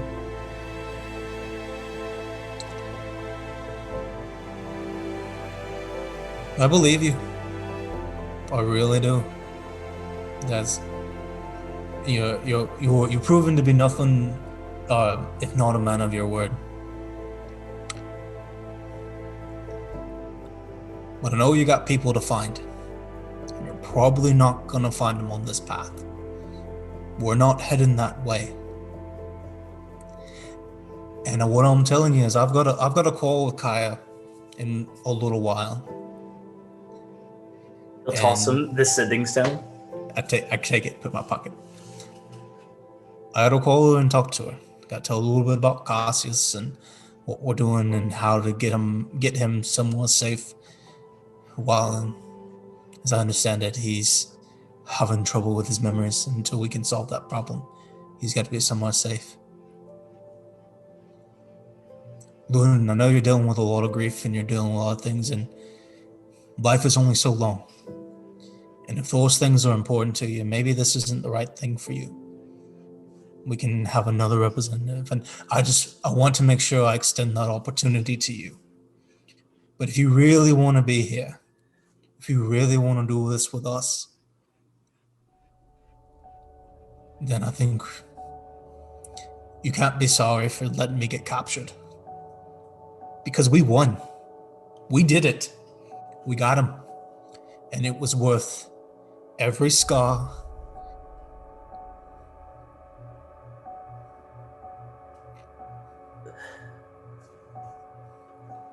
If you say so, Samson. If you say so. Mm-hmm. Anyway, it's good to have you back. Yeah, thanks. It's good to be back. I think once we leave here, I think we'll be heading to Sable. I think you should probably decide before we get there. Yeah? Trust me, Samson. I'm not going anywhere. He'll go ahead and take his drink it all the way up, and laugh a little bit if it is the fuzzy navel. And he'll pass it back to him, and go ahead and actually go back up to the crow's nest. Even though it is dark, he's not really tired, so he'll just take his position back up in the clouds. Samson's gonna keep playing with Volpa and rub his wrists where they're scarred up real bad, and kind of almost smile a little bit.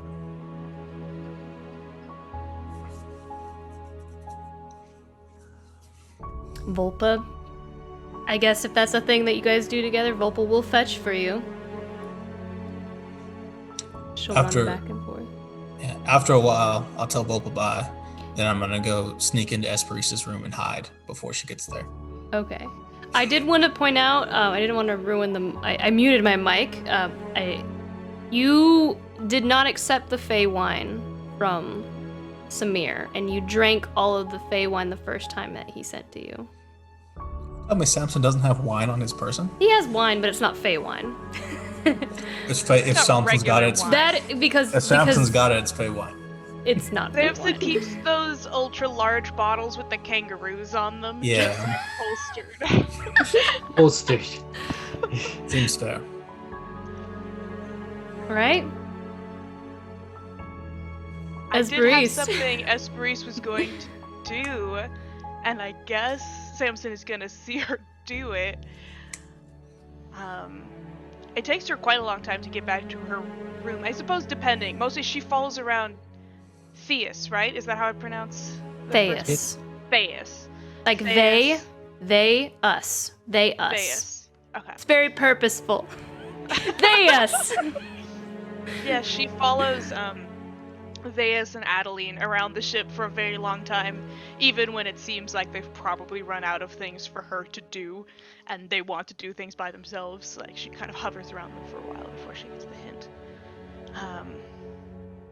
She'll straighten herself up, look out over the clouds, kind of take stock of anybody she can still see out in the ship, and run mentally through where everybody else is, so that she feels like she knows where everyone in the party is. She doesn't know where Samson is, but he probably needs some time to himself, and it's not really appropriate for her to go seek him out at this moment. And he's got people who will be there for him and are looking out for him, so she'll take one last look around the deck of the ship, and then she'll begin heading to her room. As she does, as she is moving in preparation for players, she is going to be prestidigitating herself. I was looking at the cantrip, and I believe it can do what I want it to do. I'm assuming the ship does not have running water. Like, I can't take a bath on this boat. So yeah, prestidigitation is the way she's gonna have to do it. And essentially she's starting from her head down to the bottoms of her feet, and she's just pretty much soaking herself. She's making herself as though she submerged herself in water. So by the time she gets to her room, she's just like dripping. Is Samson like hiding, or just like standing in her room? Samson would have used some combination of like wild shape and like invisibility to just be be sitting in the chair across the room, probably invisible when you walked in.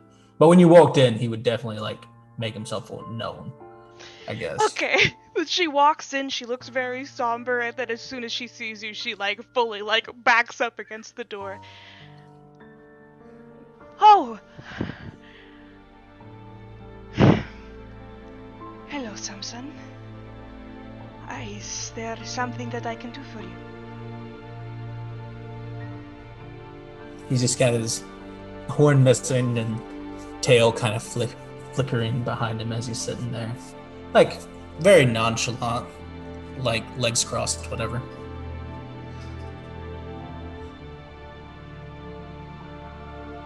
Thank you for coming back for me.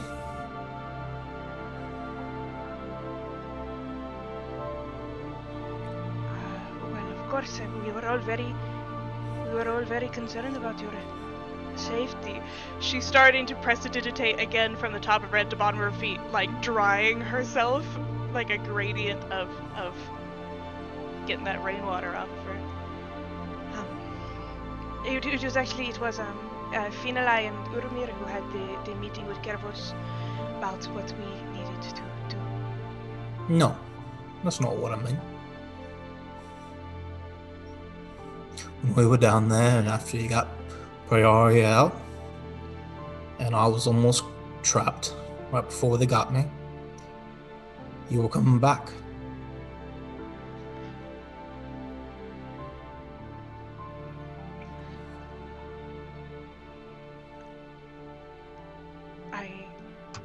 I am doing my best to make it right. I understand how it must have been, and you have my most sincere of apologies. Which is why I am, if there's something that I can do for you now to make the situation better in some way, I was considering I was actually going to speak with you. Would you be more comfortable perhaps having your own room? I can sleep downstairs, because you've spent the time away by yourself. If there is anything I can do to make up for, I'm very happy to do it. You seem nervous. Why?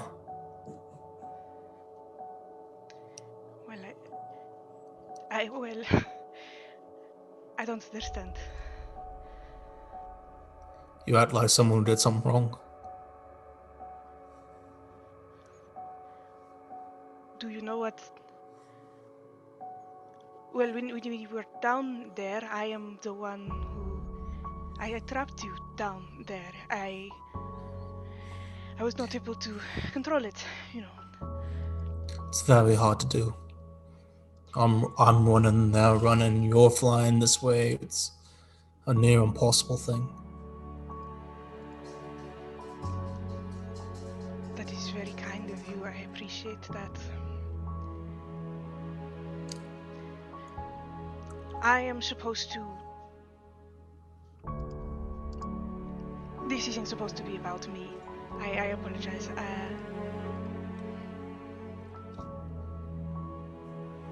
I am supposed to be looking out for you, and I am sorry that even if it was an accident, I am still very sorry that it happened.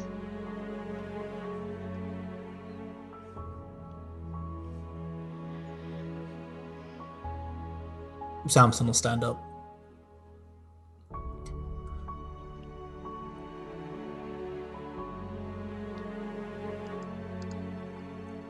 It was the last chance for me to get out. And it put you at risk of possibly getting captured too.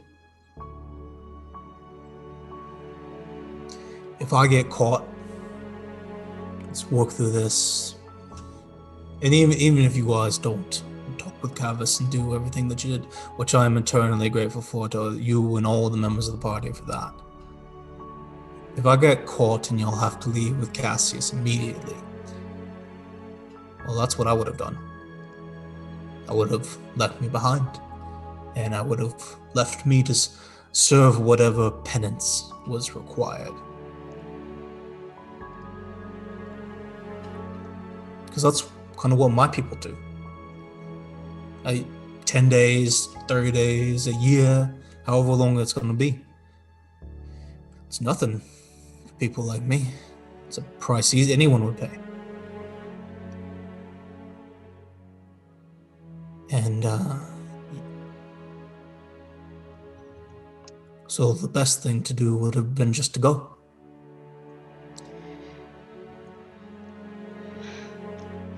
That's one way of looking at it. But if it had been Ink&Lyre, would you have left him? We would have had to. Finn's fantastic. Love Finn to death. But everyone here knows that there's bigger things on the horizon. And yeah, I would have left him. But well, that's not what you did. It is not what I am here to do. I don't know exactly how to explain. I was not sent here to stop the coming of the season. It was very specific. I am here to aid you all. I am supposed to be helping you. And you have all been very kind to me, and I appreciate the goodness that you have all shown me, but clearly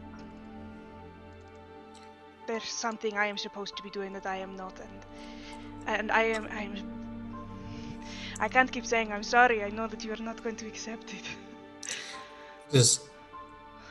I just kind of look Esperis up and down, and I do some presentation as well to help dry her off for whatever she's doing.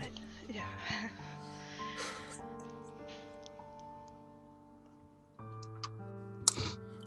Esperis, when you came back,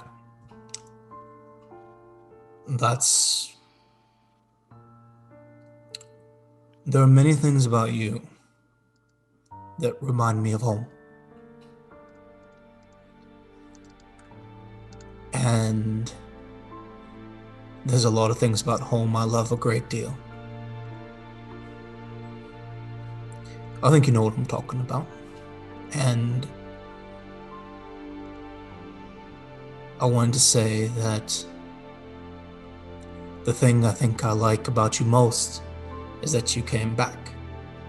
Because there's no one where I'm from that would do that.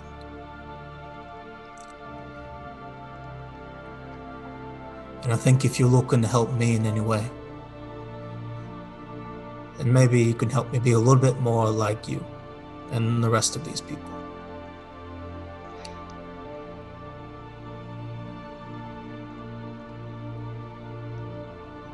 I have not heard many good things about the Feywild. But from what I can see, you are all the best parts of it. There aren't that many. And they end quick. And all the Fey folk would be a little bit better if they had a bit of you in them. So.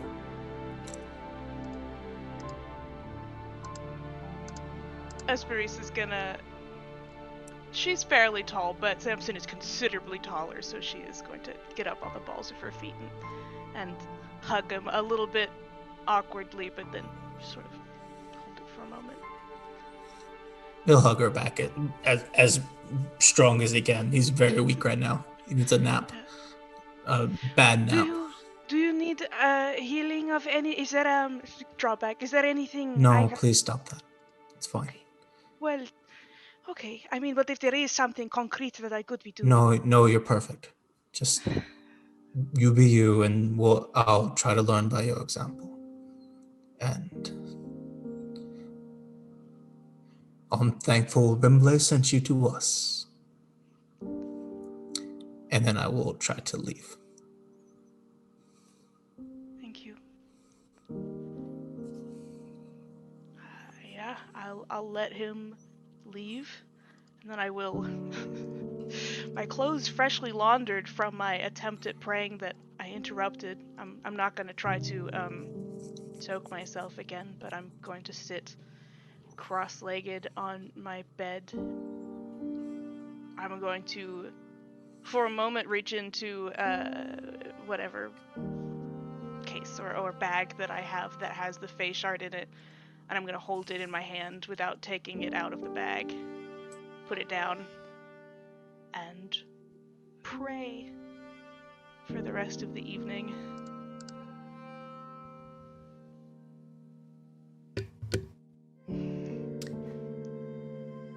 Is there anyone else that would like to speak to Samson? Or anyone else in the group? It's the Samson Emotions Tour. He's been gone for a while, so I figured a lot of people would want to talk to him.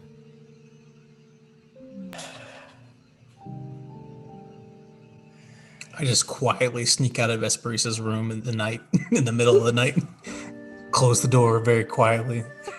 And the rumors spread like wildfire. Right. How could you do this to Uramir? I know, man. I thought we had something special. I gotta get some sleep because I gotta train in the morning. Yeah, Ferrari was also pretty exhausted from the emotional events of the past few everything, so she's also gonna sleep. And Finn?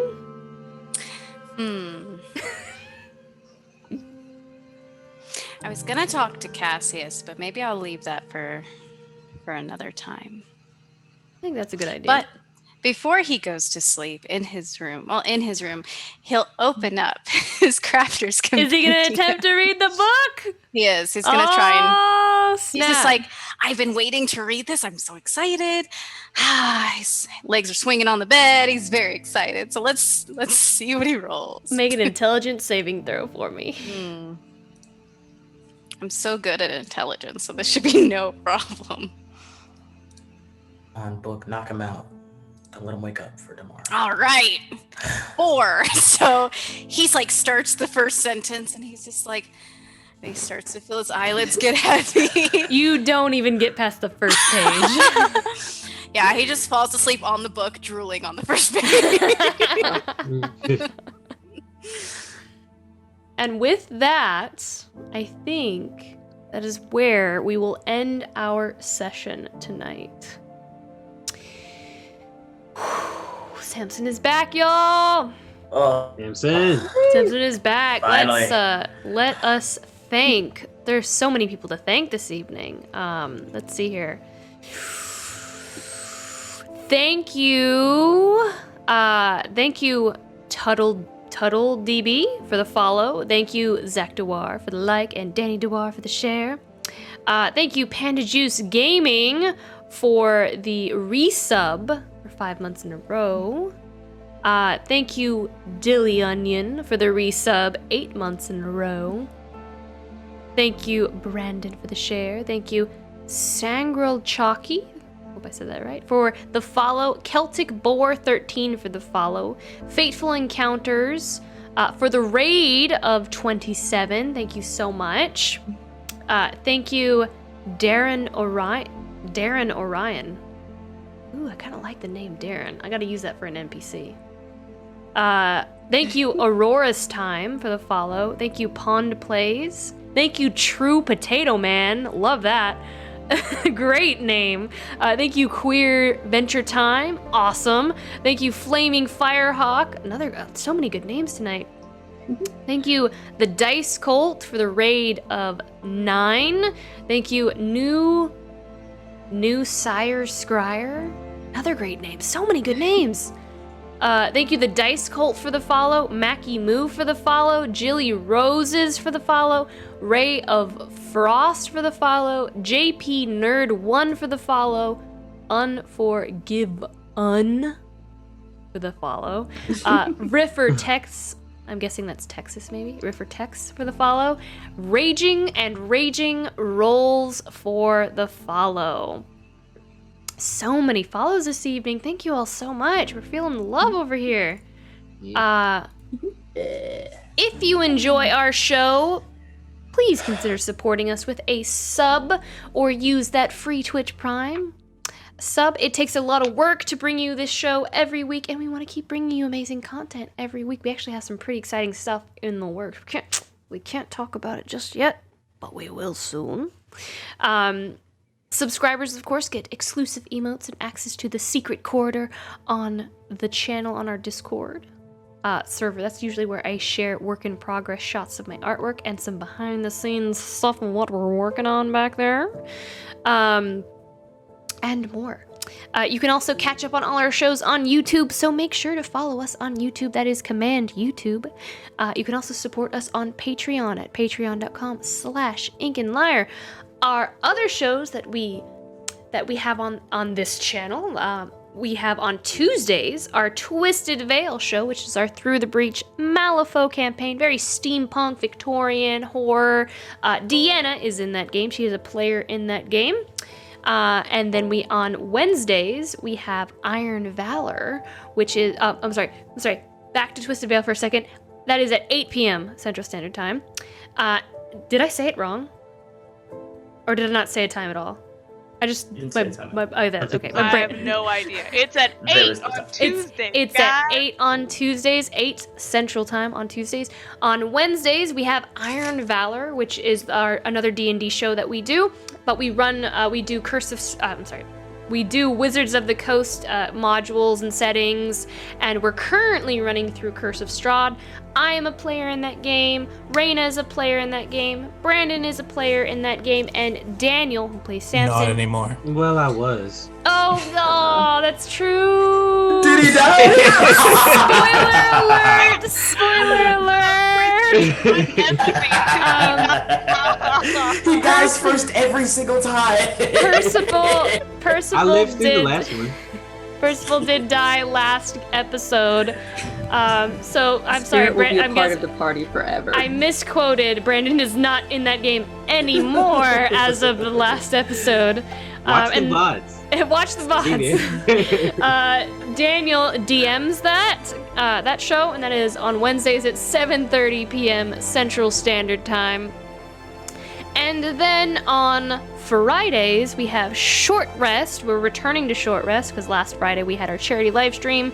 And that is where we play video games, we chill, we talk with chat, you ask us questions, and we just hang out. We had a long week, and we just chill with each other and hang out.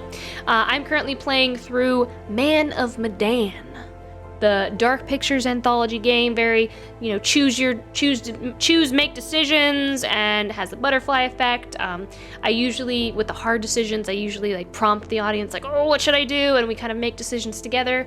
Very cinematic, like a movie, and we just hang out and chill, and we've been playing through that. And then after Man of Medan, we are going to be doing some other things. We're going to have some other cast members on the show. We're going to be doing other things. It's going to be lots of Q&A, lots of fun. We have a lot of cool stuff planned for that we can't wait to share with you all.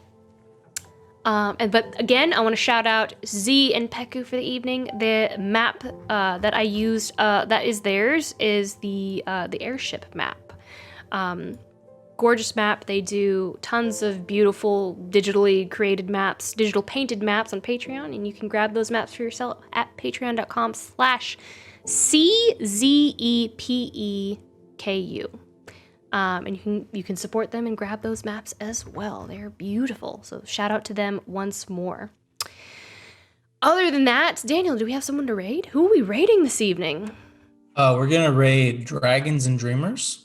Looks like they're playing some sort of battle royale, and a lot of fun. So we're gonna send you that way. All right. Well, we will see you next Monday on Fate's End. And that is it. Love you all. Bye. Bye.